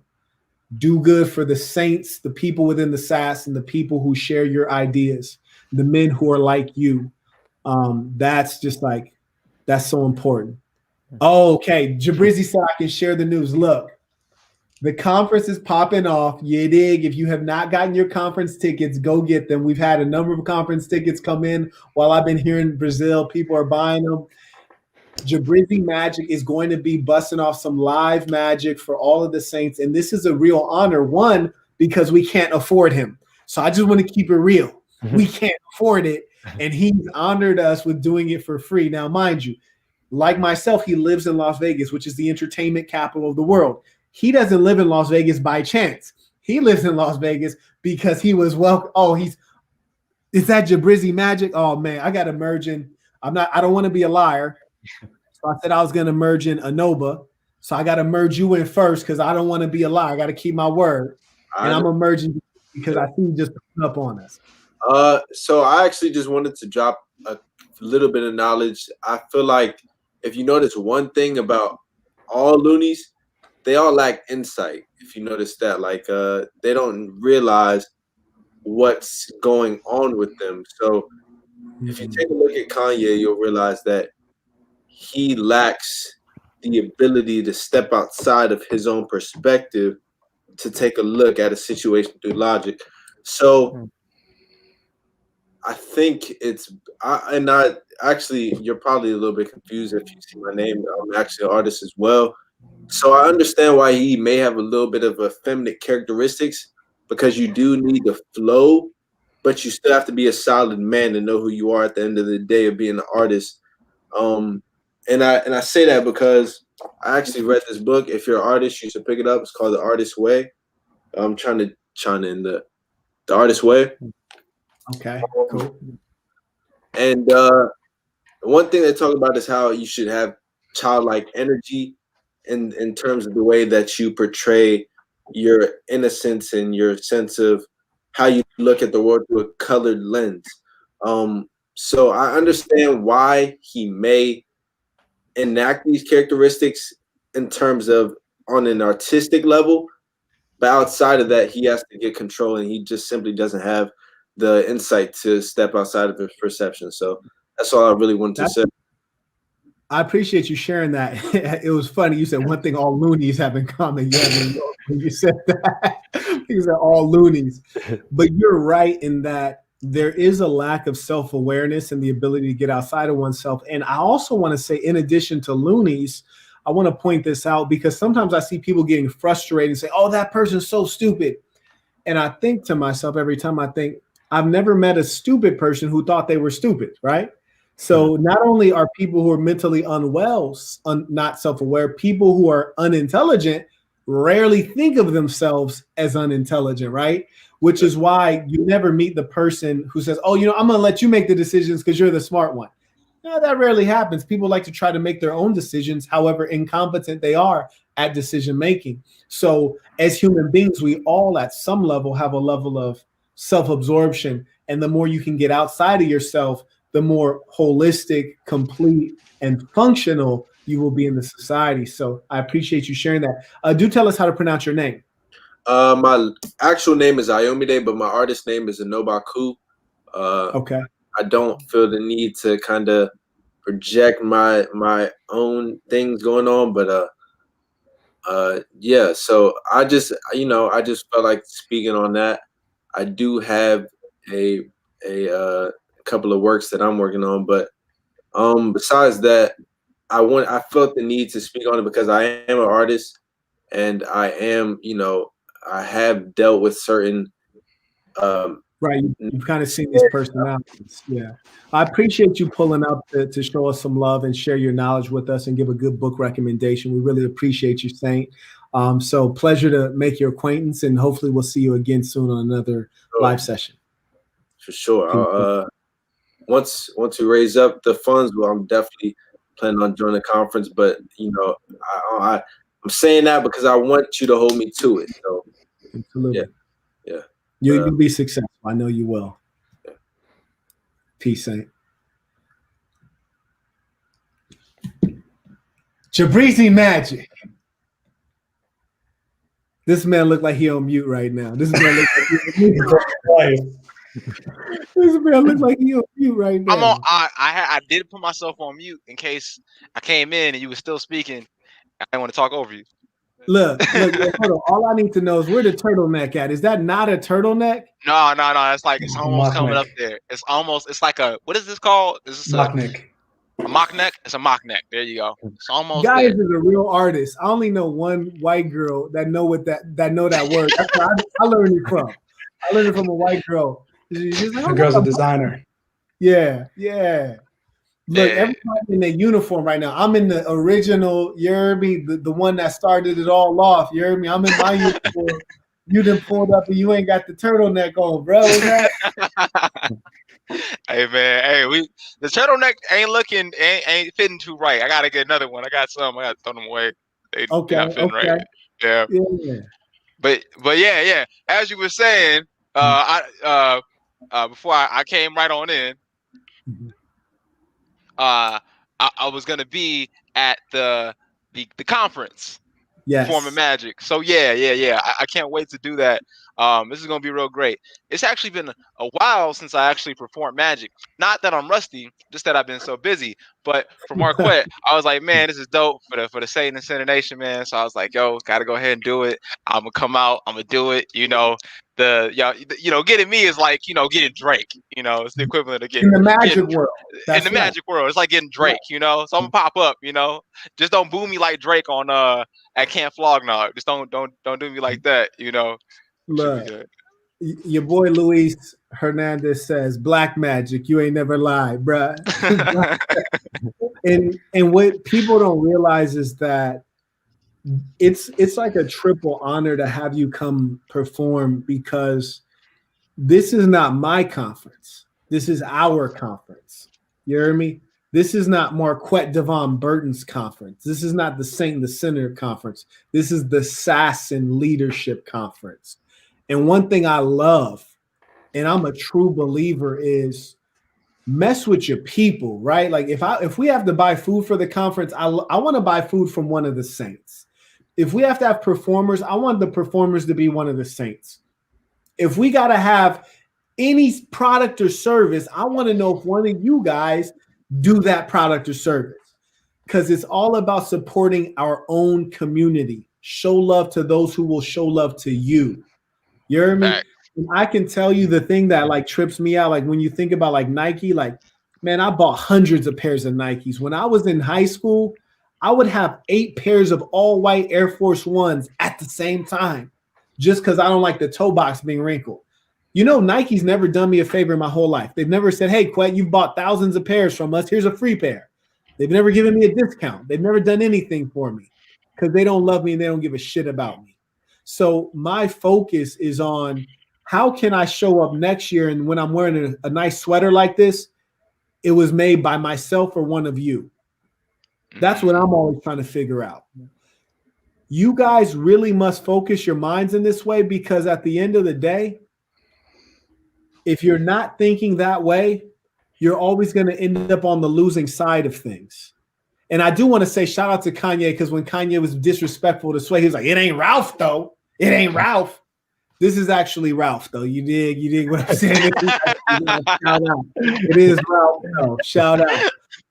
But on a real note, man, like there are days that I walk outside and I realize that everything I'm wearing, I produced. I'm wearing a pair of velvet slippers that I created. And I'm not wearing socks because you can't wear, you don't wear socks with velvet slippers. And I'm wearing a pair of pants that I created. And I'm wearing a linen dress shirt that I created. I'm wearing a blazer that I created. And I'm wearing an Astrakhan fur hat that I created.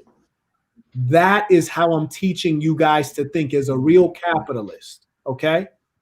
Either I created it or you created it. And I know you, which means that I'm much happier to pay you $1 because I know you than I am to pay Nike $1. That's how you have to think. please pay attention to my moves, what I'm saying, but also my moves. Like, for example, patreon.com, they take $1,000 every month between their platform fee and their processing fee. It's almost $1,000 a month that they take. As a businessman, I say, nah, no way. So we're transitioning everyone to the assassin.com, giving you a superior product, and we're reducing the money that's being taken. Now, 500 of those dollars, we just have to lose either with Patreon or ourselves, because Stripe has a processing fee. If you pay with a credit card, Stripe takes a transaction fee. But these are all the things that I want you to understand.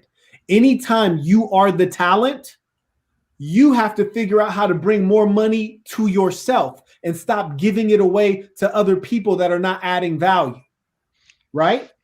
Just like Jabrizi, magician, if he goes traveling, he needs to be taking a piece of the ticket sales, because if I'm going to the show, I'm going to see him. So why should I be paying the venue the bulk of the money?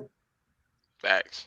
I'm teaching capitalism, one, so that you can follow the thing where I said, be yourself and then be good to yourself. You can't be good to yourself if you're not a good capitalist, because you're going to be getting robbed blind left and right.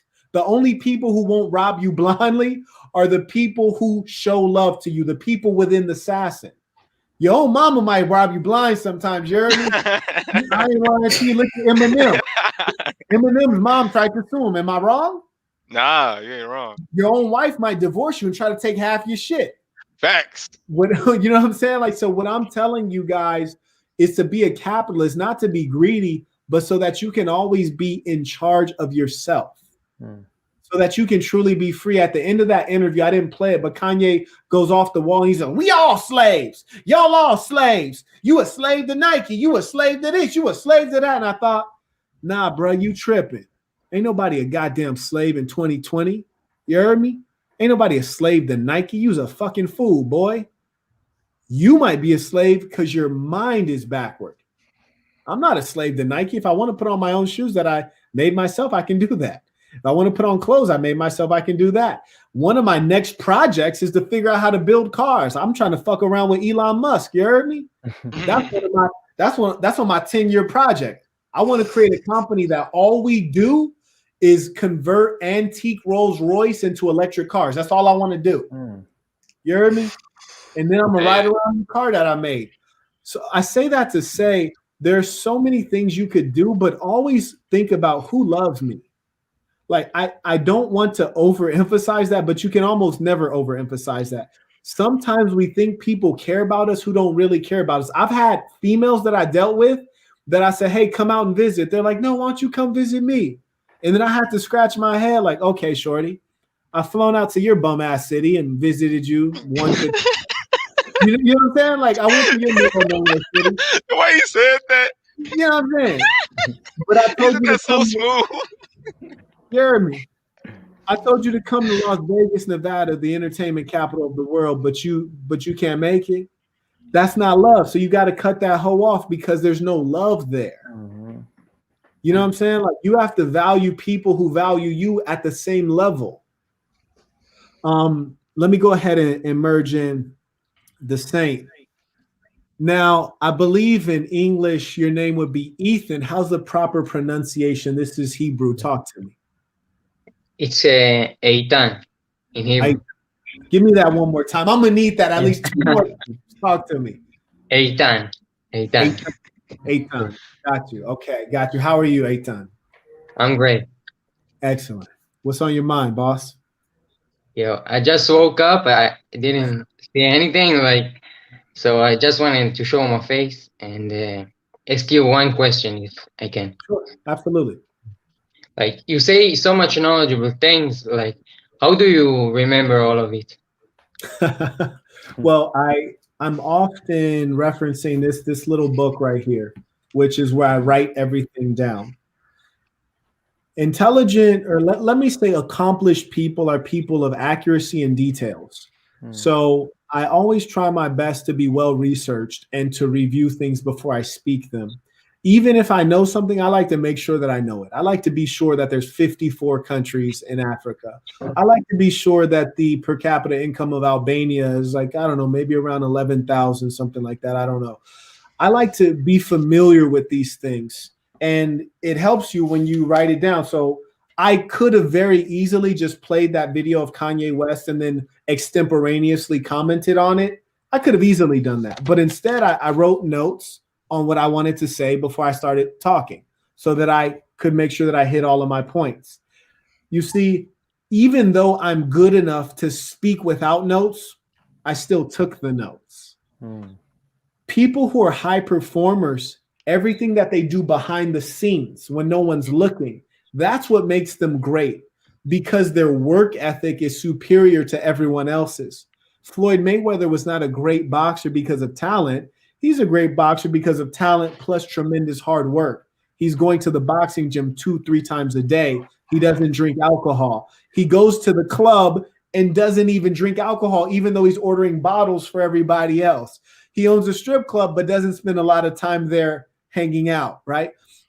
Great men focus on the important things. And I think that's the key, is preparation. They say if you fail to prepare, prepare to fail. So I always prepare. Thank you, Mark. Hey, it's truly a pleasure. Thank you for calling in. I know it's pretty early. It's probably about 7:30 a.m. where you are. It's 2 a.m. where I am. So we definitely got to start wrapping this up. So appreciate you calling in. Aitan. Thank you. Peace. Peace. I got a question. Sure.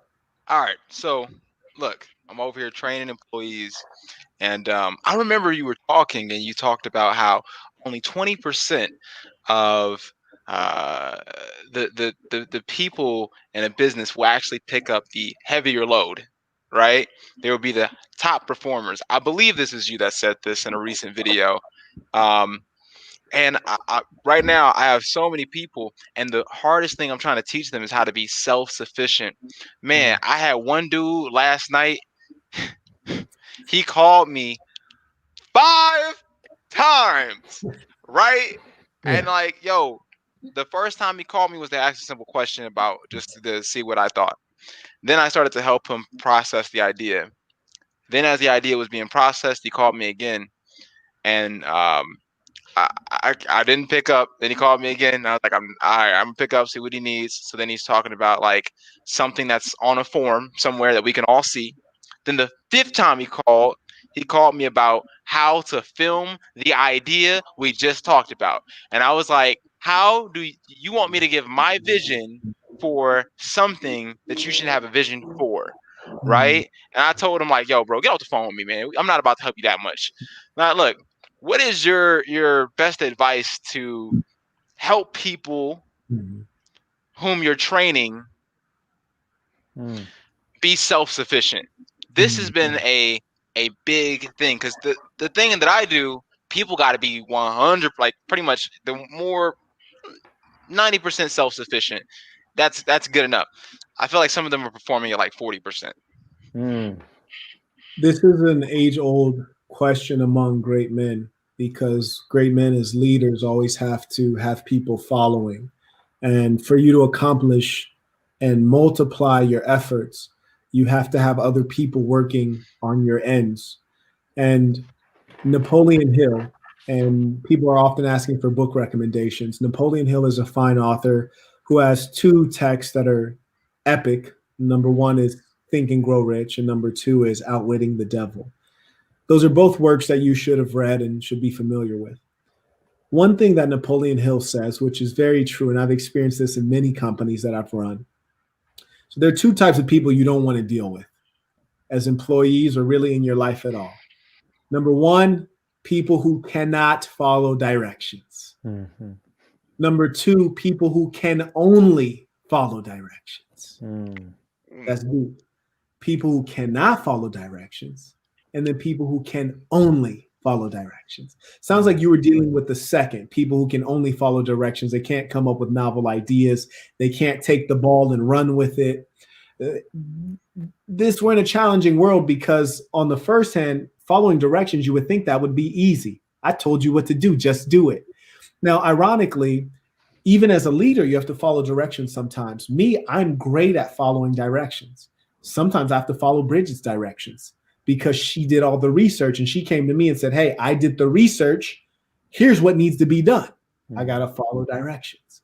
Even as a leader, you sometimes have to follow directions. Now, if I could only follow directions, I could never be the leader, because a leader has to be able to think and be innovative. As a leader, you actually want to hire other leaders so that they can actually lead the people beneath them and that they can lead themselves in your absence.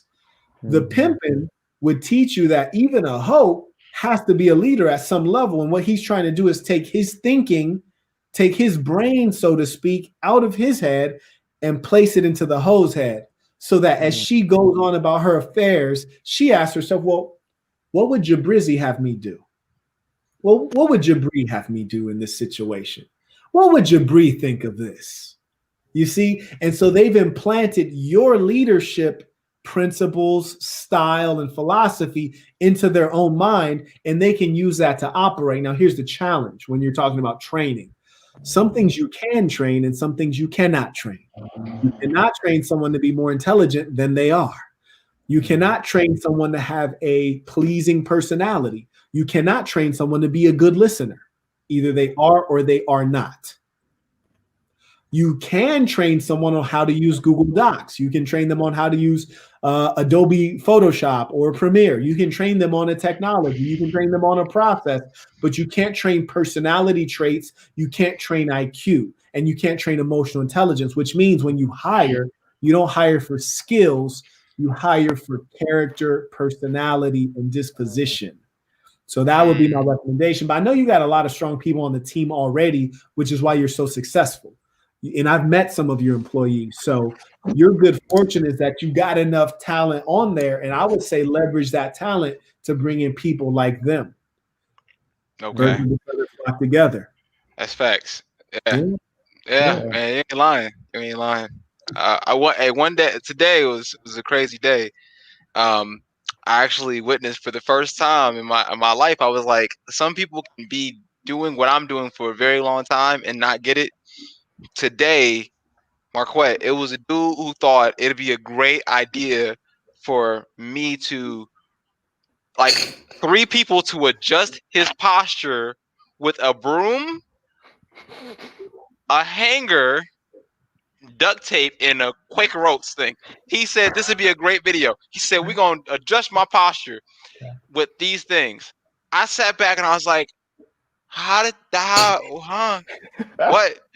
have my little brother with me. He like, it didn't even hit him how dumb this sounds. like who will watch the video of this? Right.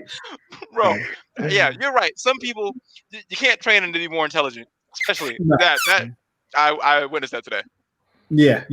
I mean, it happens. And you know what? While we're on the topic, I do want to point out one of my errors. And so I want to make this public statement so that none of you fall to the same error. There was a time I was speaking of a young lady who had failed to be supportive. And I basically on the video said, she's a dumbass bitch, right? Which is not considerate, right? I want to encourage you all to be thoughtful with your words, especially when you're speaking in public forum, because I know, man, for real. How do y'all not be laughing when Marco be saying stuff like that? This is hilarious. Hey, when I be in my car, I be cracking up. So I really want to encourage you guys, when you can, be thoughtful, especially the people who are not your enemy, right? If you're speaking of someone who is not your enemy, you really need to choose your words, because every now and then I'll say something foul, but I mean it, because I'm talking about someone that I might consider an enemy. And if they show up, I'm going to treat them just like an enemy. But every now and then you have someone who you're indifferent to, or is a friend or a family member or a spouse or someone you're involved with, and they make a mistake and you speak in harsh words. Your words have impact. And so I don't want you guys to see me on here being vulgar from time to time and think like, that's the way. That's not the way. Sometimes you say words and you can't take them back, especially to a female. Women are very much so impacted by the words of men that they care about. Women very much so care about our opinions, especially if they have affection for us.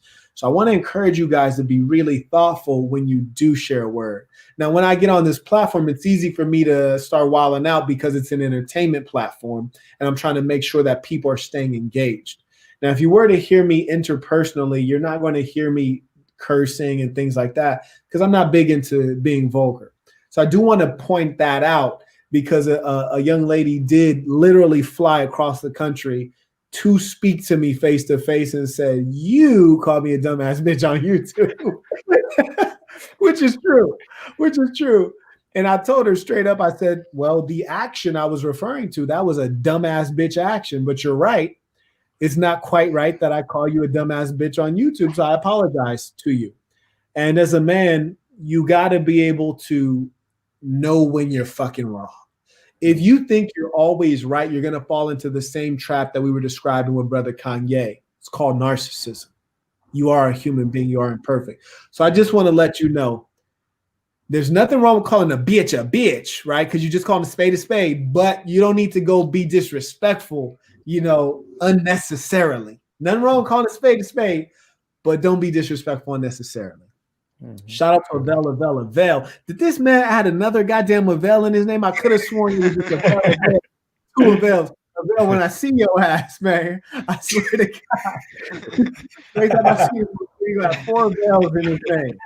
I'm going to just start it off now. Avel. Thank you for the super chat. He writes, gratitude for this analysis. # salute. Shout out to the homie Avel. And shout out to guys who brought Avel into the Assassin, because when you ever find something good, share it with your people, man. Share it with your people.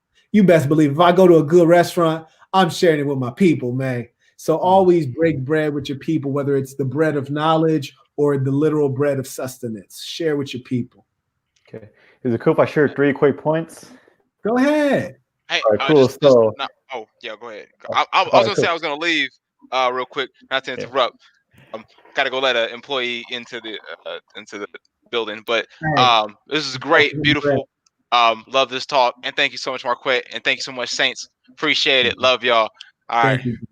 Peace. Peace. All right. Yeah. So first things first, props to you, Marquette, for admitting the mistake you made and sharing it with us. That way we can learn from that mistake and not do it ourselves. Because we all slip up. So props to you for doing that. The second thing I want to acknowledge was Jabrizi's question. Since I don't have employees, I have contractors, and recently they haven't been personal trainer. They haven't been closing the clients, or they haven't been doing well with reaching out to them. So it just gave me a reminder to actually lead by example, not just like through the numbers that I put that are out and open, but also like me having conversation with them on how to improve those skills. So that was a really good reminder for me. So thank you for both of you for bringing that up.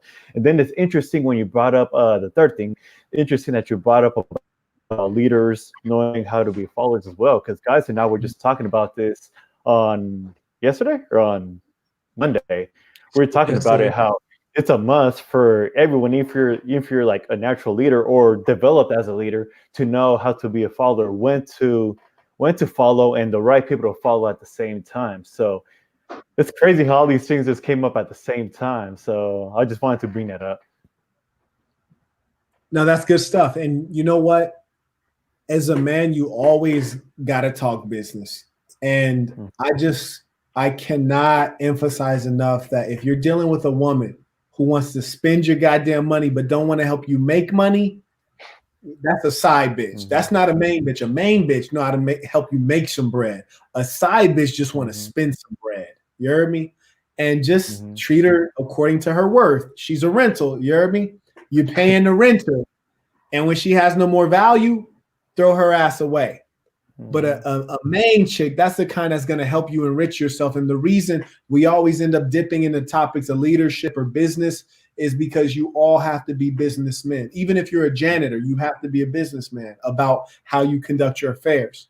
And speaking of janitors, if you haven't read The Black Box, I kid you not, there is a story in there about a janitor named Cheney, and this motherfucker was a hell of a businessman. So if you have read The Black Box, you know what I'm talking about. If you haven't gotten my book, The Black Box, get it, because that lets you know that even as a janitor, you can still get your hustle on.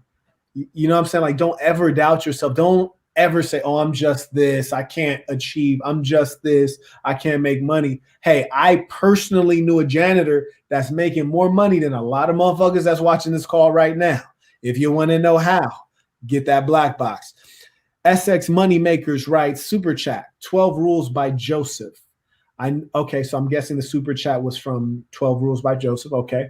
I noticed that being humble was one of them. What if you were too humble? My coach would always tell me that I was that way and I didn't believe in myself. Sorry, off topic. Well, I would much rather be too arrogant than too humble, because the truth is humble gets no respect at all. In fact, the only time you get respect for being humble is if you're rich and famous, because people don't expect you to be humble. So for example, say if I walked into a restaurant, just regular average Joe, I pull up in an Uber and I walk into the restaurant and I'm behaving humble. They're not going to respect me for that. They're just like, oh, that's nice. He seems like a meek individual. But then I pull up in the Rolls. I sit in the Rolls and a badass bitch gets out, walks to the back, opens the door and lets me out of the Rolls. And then I walk into the restaurant. If I behave humble at that point, they're like, oh, he's such a humble man. It matters because they think, okay, this motherfucker's winning. And he's winning and he's acting humble. So he's still, it's like he knows he could be an asshole. He knows he can swing his dick around, but he's choosing to be humble. They got to know that you got a big stick before they respect you being humble. If you ain't got a big stick, fuck being humble. Let your dick swing so they know. So that's the sadness of our society. Humble is not prized in general. Humble, usually people think, oh, he's humble because he has to be humble. He's humble because he doesn't have any power. You only get respect for being humble if you have power and you choose not to exercise it. That's when you get respect for being humble. Saints, I yield the floor to you. No, that's a fact. In fact, if you're too humble, people, and you don't have no kind of name, you haven't built anything, you don't have any actions to stand on, people are actually going to perceive it as weakness. So you probably should talk that shit just to get some respect, some sort of respect, because you don't want people taking your kindness without having a resume for weakness. Factual. Exactly. And that's something we can learn from Ye. I mean, Ye ain't been humble a day in his life as a famous person. Right? Absolutely. Yeah. But trip on this. You hear people talk about Ye before he was famous. Super humble. Super humble. Which lets you know all of this bravado, it's not really his personality. It's not who he really is. You see, people talk about Ye before he was famous. They describe him as shy. They describe him as humble before he was famous. Absolutely. Now, you can check my whole background. People will tell you, Marquette Devon Burton, same guy from the very beginning. For real, they'll tell you, he's always had a rough edge. Talk crazy. To this day, he'll slap the shit out of you. Don't matter who you are. Has no respect for people disrespecting him. And I've been like that since I was 8 years old. Period. Always been the same guy. That's why I'm so good at being who I am.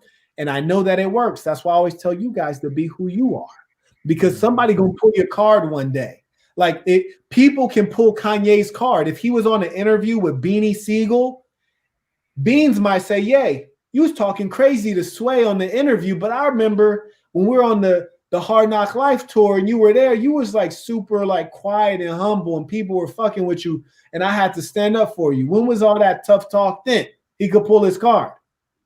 I don't have a card like that. No one could ever say, Marquette, you were savage since the beginning. And that's why I tell you to always be yourself, because it's easy to be yourself. It's the easiest thing to do. And you never have to fear people calling you out or throwing dirt on your name because you've always been the same person. So be yourself. Number one rule. Super chat reads, salute. If you have a talent, correct usage will make it your friend and incorrect usage will make it your enemy. Jordan Peterson. Ahmed, thank you for sharing that one. I don't actually like the formulation of this one. I don't think that your talent, let me see how this makes sense. If you have a talent, correct usage will make it your friend. Okay. Incorrect usage will make it your enemy. So let me try to apply this because I think Jordan Peterson is trying to formulate an aphorism as opposed to an epigram. An aphorism is a pithy statement that can be widely applied. Conversely, an epigram is a pithy statement that applies to like one thing. So let me use an example to see if this makes sense. If you have a talent, let's say singing, okay? So you're a talented singer. Correct usage of your singing will make that your friend. Okay, I don't like the terminology of friend, but okay, it'll make you famous. It'll bring you good things like a friend would. Incorrect usage of that talent, singing, will make it your enemy. Can singing as a talent become your enemy? I don't think so. So I don't think this is actually true. I think he was trying to formulate a clever maxim and he failed in that, is my personal perspective. And I also think we have to be critical of people who are Dr. Seuss, Dr. Phil, Dr. Dre, Dr. Peterson, because sometimes we assume that what they're saying makes sense because they have doctor in front of their name or because they're educated. This statement actually does not hold water. It's not a very useful aphorism, and the language I find to be not very clever. He probably said this on the fly extemporaneously during a lecture. I highly doubt he wrote this because this is not super clear. I'll yield the floor if the Saints have thoughts or comments on it. I agree. I think you can use a lot of imagination and kind of interpret it. Like, I guess what he's saying is talent is like a great servant, but a terrible master. And that like a lot of talented people don't realize that. That's what I was thinking. Like, for example, I'm an artist, right? But I also have to be the master. I have to develop some business skills so that my talent can actually make me money. Whereas a lot of artists just think that they can do art and it's not enough. So maybe talent is not enough. And if you just bank on only talent, it's a terrible master. Whereas if it's your servant, you can make money. I'm using my imagination. Right. And you had to take a jump, a quantum leap to bring value to the statement. But what you did say is very valuable though, which is that talent alone ain't gonna get the job done. Mm-hmm. So that was a lot of game that you shared as an artist. So I appreciate that. Clay writes, what if we want an escort? Can we get a saint to do that? And I don't know if he's serious or joking, but I do want to entertain this question, which is I was saying that we always want to get products and services from people within our community, the assassin. And I would tell you, if one of the lady saints was a prostitute, well, I would hope that you would use her services before you use the service of someone outside of our nation. Absolutely. So yes, if one of the lady saints was a prostitute, for sure you should patronize her. And I would think she'd probably be a damn good prostitute if she's within the assassin. Now, hopefully the lady saints are, very respectful, upstanding women who are showing respect to good men and they're engaging in moral activities, which would not include prostitution. But in the case that they were, you should absolutely use one. It would be the Rolls Royce of prostitutes, goddamn it, because we for damn sure ain't gonna be a rest haven for hoes. We're only gonna have the hardest workers here if that was the case. So thank you for that question. Elon writes, what's good to the Saint Center Nation? Checking in from just purchased my conference tickets. See you all in Vegas. Yo. Appreciate it, Elon. And if cats are getting their conference tickets left and right. If you're not going to be there, you're missing out. This is the first conference. I'm not guaranteeing we're doing another one. We might get so lit. Who knows what's going to happen? But when you're a part of the first of anything, it's epic. You heard me? To be able to tell your kids 10 years down the line, I went to the first one. To even tell new saints who come into this organization, I went to conference 1. I've been here since the fucking beginning. I am very excited, and I'm even more excited because this is going to be a cozy conference. The future, things are going to get big. I just want to be real with you guys, right? I got guys who are like, Marquette, I've been messing with you since you had 10,000 subscribers. Well, now we got 30,000 subscribers. Things get bigger and they're not as cozy. You heard me? Like, that's why I like the consultations, because I get to talk to people one-on-one. Some people I just recognize because they've been fucking with me for so long. Like Luis Hernandez. Luis been fucking with me for so long. I recognize him even though we've never had a conference. He's not a patron. But moving forward, these are those meaningful touch points. 300 people, I will get to shake every single person's hand. I will get to take a photo with every single person. I will see every single person's face. You know, like that I love. The next conference, we're always trying to do bigger. It's going to be more than 300. So I do want to encourage you to be there if you can. So Elon, thank you for getting your ticket. I'm looking forward to meeting you. And this is going to be dope. And he's in the Oakland, and also Marcos is in the Bay Area too. So it's always good for Saints to connect. Loon writes, I'm getting my tickets tonight. Do that. Lil Dookie got me rolling. He's still quoting Kanye. We all play. Little Dookie. He is a nut. So let's go ahead and wind down. If we haven't missed any super chats, I'm going to give folks a last couple minutes to retype in those super chats if we've missed them, and then we're going to wind down with our traditions. Mm-hmm. And I'll yield the floor to you all while I'm going through these chats. I'm just gonna shout out some of the members working on the conference. Actually, this man right here, Margos, is working on getting sponsors. St. Preston is head of our conference. He's on the council. St. Novell is actually head of production. He actually is getting our lanyard printed, and so shout out to all the Saints working to make this thing happen. It's really been fun to see us on the back end working with Marquette to develop this thing. I'm super excited to see all you guys. Mm-hmm. And the thing about it is we're trying to do so much for you guys, in that I put the price at $269. No one else was responsible for that. That's a super low price for any conference. Do your research, find out the average cost of the conference. You will never find a 2-day conference for $269. It just doesn't exist. The reason I did that is because I want it to be accessible. I want the people who want to be there to be able to afford to be there. And so that's number one. And number two, the work that everyone is putting into this is when it's finished, everyone will be able to say, like, damn, I touched that. Like the lanyards that you're going to have on your name tag, it's like a GIF where, like, if you move it like in different light, it'll like show the or should I even tell them? Should I keep that private or? They're going to be printed soon. I think we just drop it on the Patreon. I'm going to keep it private, but it'll be something you can take home as a souvenir. Like, we're not just giving you like some cheap ass name tag. It'll be something you can take home as a souvenir. And we're trying our best to make everything as remarkable as we possibly can, and allowing everyone to put their hand on it. You feel me? So you get to have experiences that you've never had before. People who've never had a chance to plan big events are getting to put their hand on this. Now, we're not having amateur hour here. We have a whole council of men who are overlooking it, who are experienced in business. But we're giving everyone a chance, because just like when you raise a family, everyone has to contribute. No one shows up to a potluck without bringing a dish. And we're allowing everyone to bring a dish because this is our family. This is our community. So we want everyone to be able to contribute and enjoy. And so I'm just excited to see what everyone has done, and honor everyone and have a lot of fun, and learn together.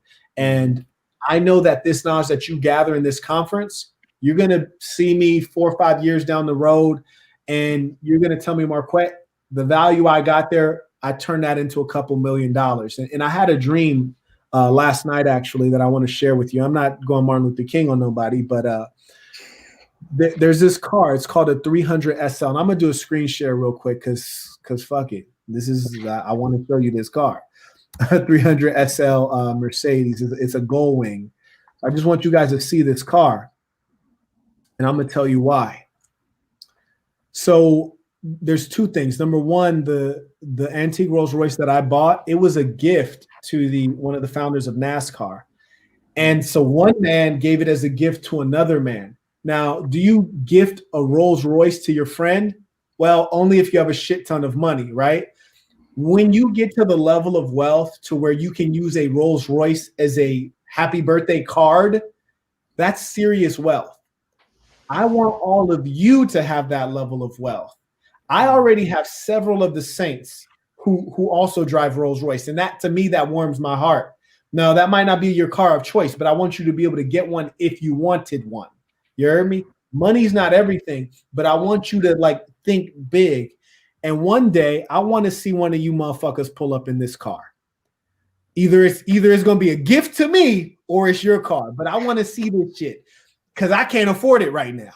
So I want to show you this car because this is a dream car to me. I want somebody to become a billionaire and give this car as a gift. I want you to become a billionaire and give this car as a gift, because when you're a billionaire, this car to you will literally be the expense of a happy birthday card.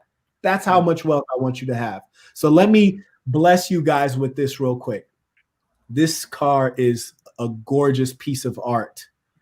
And then I'm going to get the hell off of this stream because right now I'm just showing you my own personal interests right now. So you got to forgive me. This is the kind of stuff I do with my time. This car is a Mercedes-Benz 300 SL Gullwing. Now, let me show you what these bitches go for. These motherfuckers go from 2.5 million to 3 million, right? That's what they go for. But let me show you why. They're so gorgeous.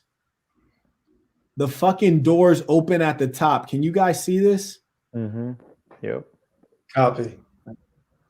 Like, it's a gorgeous, this is the shit from the James Bond movies, by the way, if you didn't know. It's a classic automobile, and when you open her up, the freaking doors open from the top. It's a spaceship, man. It's a goddamn spaceship. This is what I want you to be able to afford, because the truth is no one needs this car. This is not something you need. This is something you want. Why do you want it? Because there's just a couple of them. You want it because no one else can have it. Okay? So I want somebody to be able to afford that goddamn car, because I can't afford it right now, my damn self. I want somebody to earn to that level. That's exciting to me.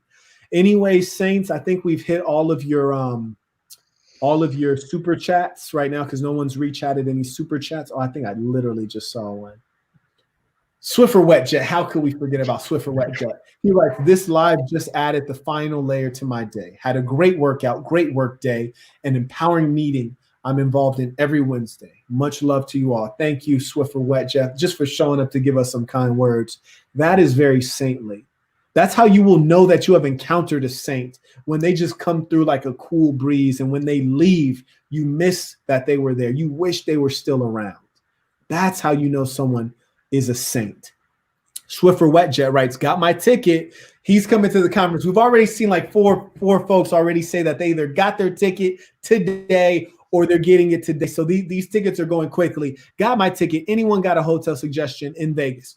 Vegas has some of the highest concentration of hotels anywhere in the world, all the way from top of the line to very affordable.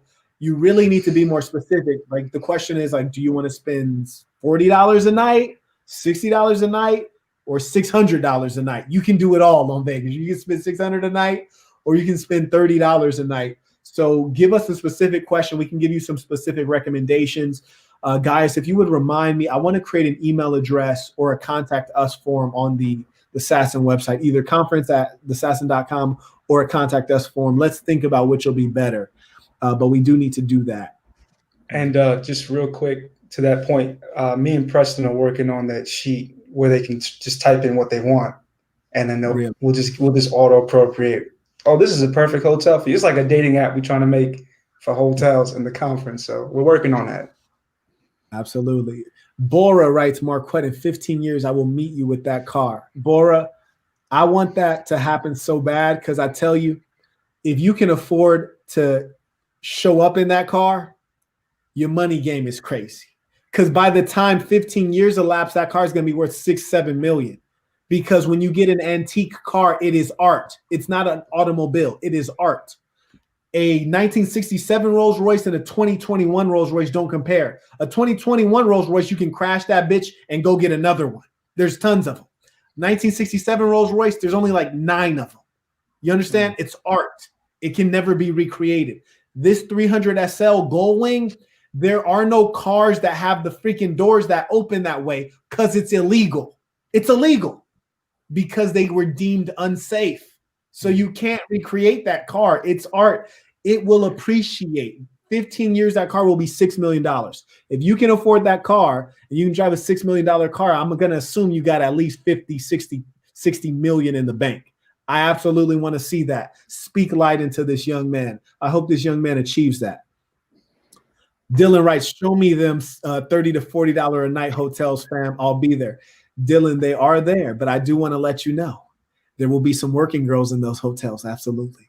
I'm gonna let Preston and Gaius get on that. The hotels within that range, they're a little bit off strip. You'll find them on Tropicana, just a little bit south, or excuse me, a little bit west of the strip, but they do exist. Absolutely. Okay, cool. Let's go ahead and wind this down with the for the good of the assassin. I'll go ahead and let one of you guys kick it off.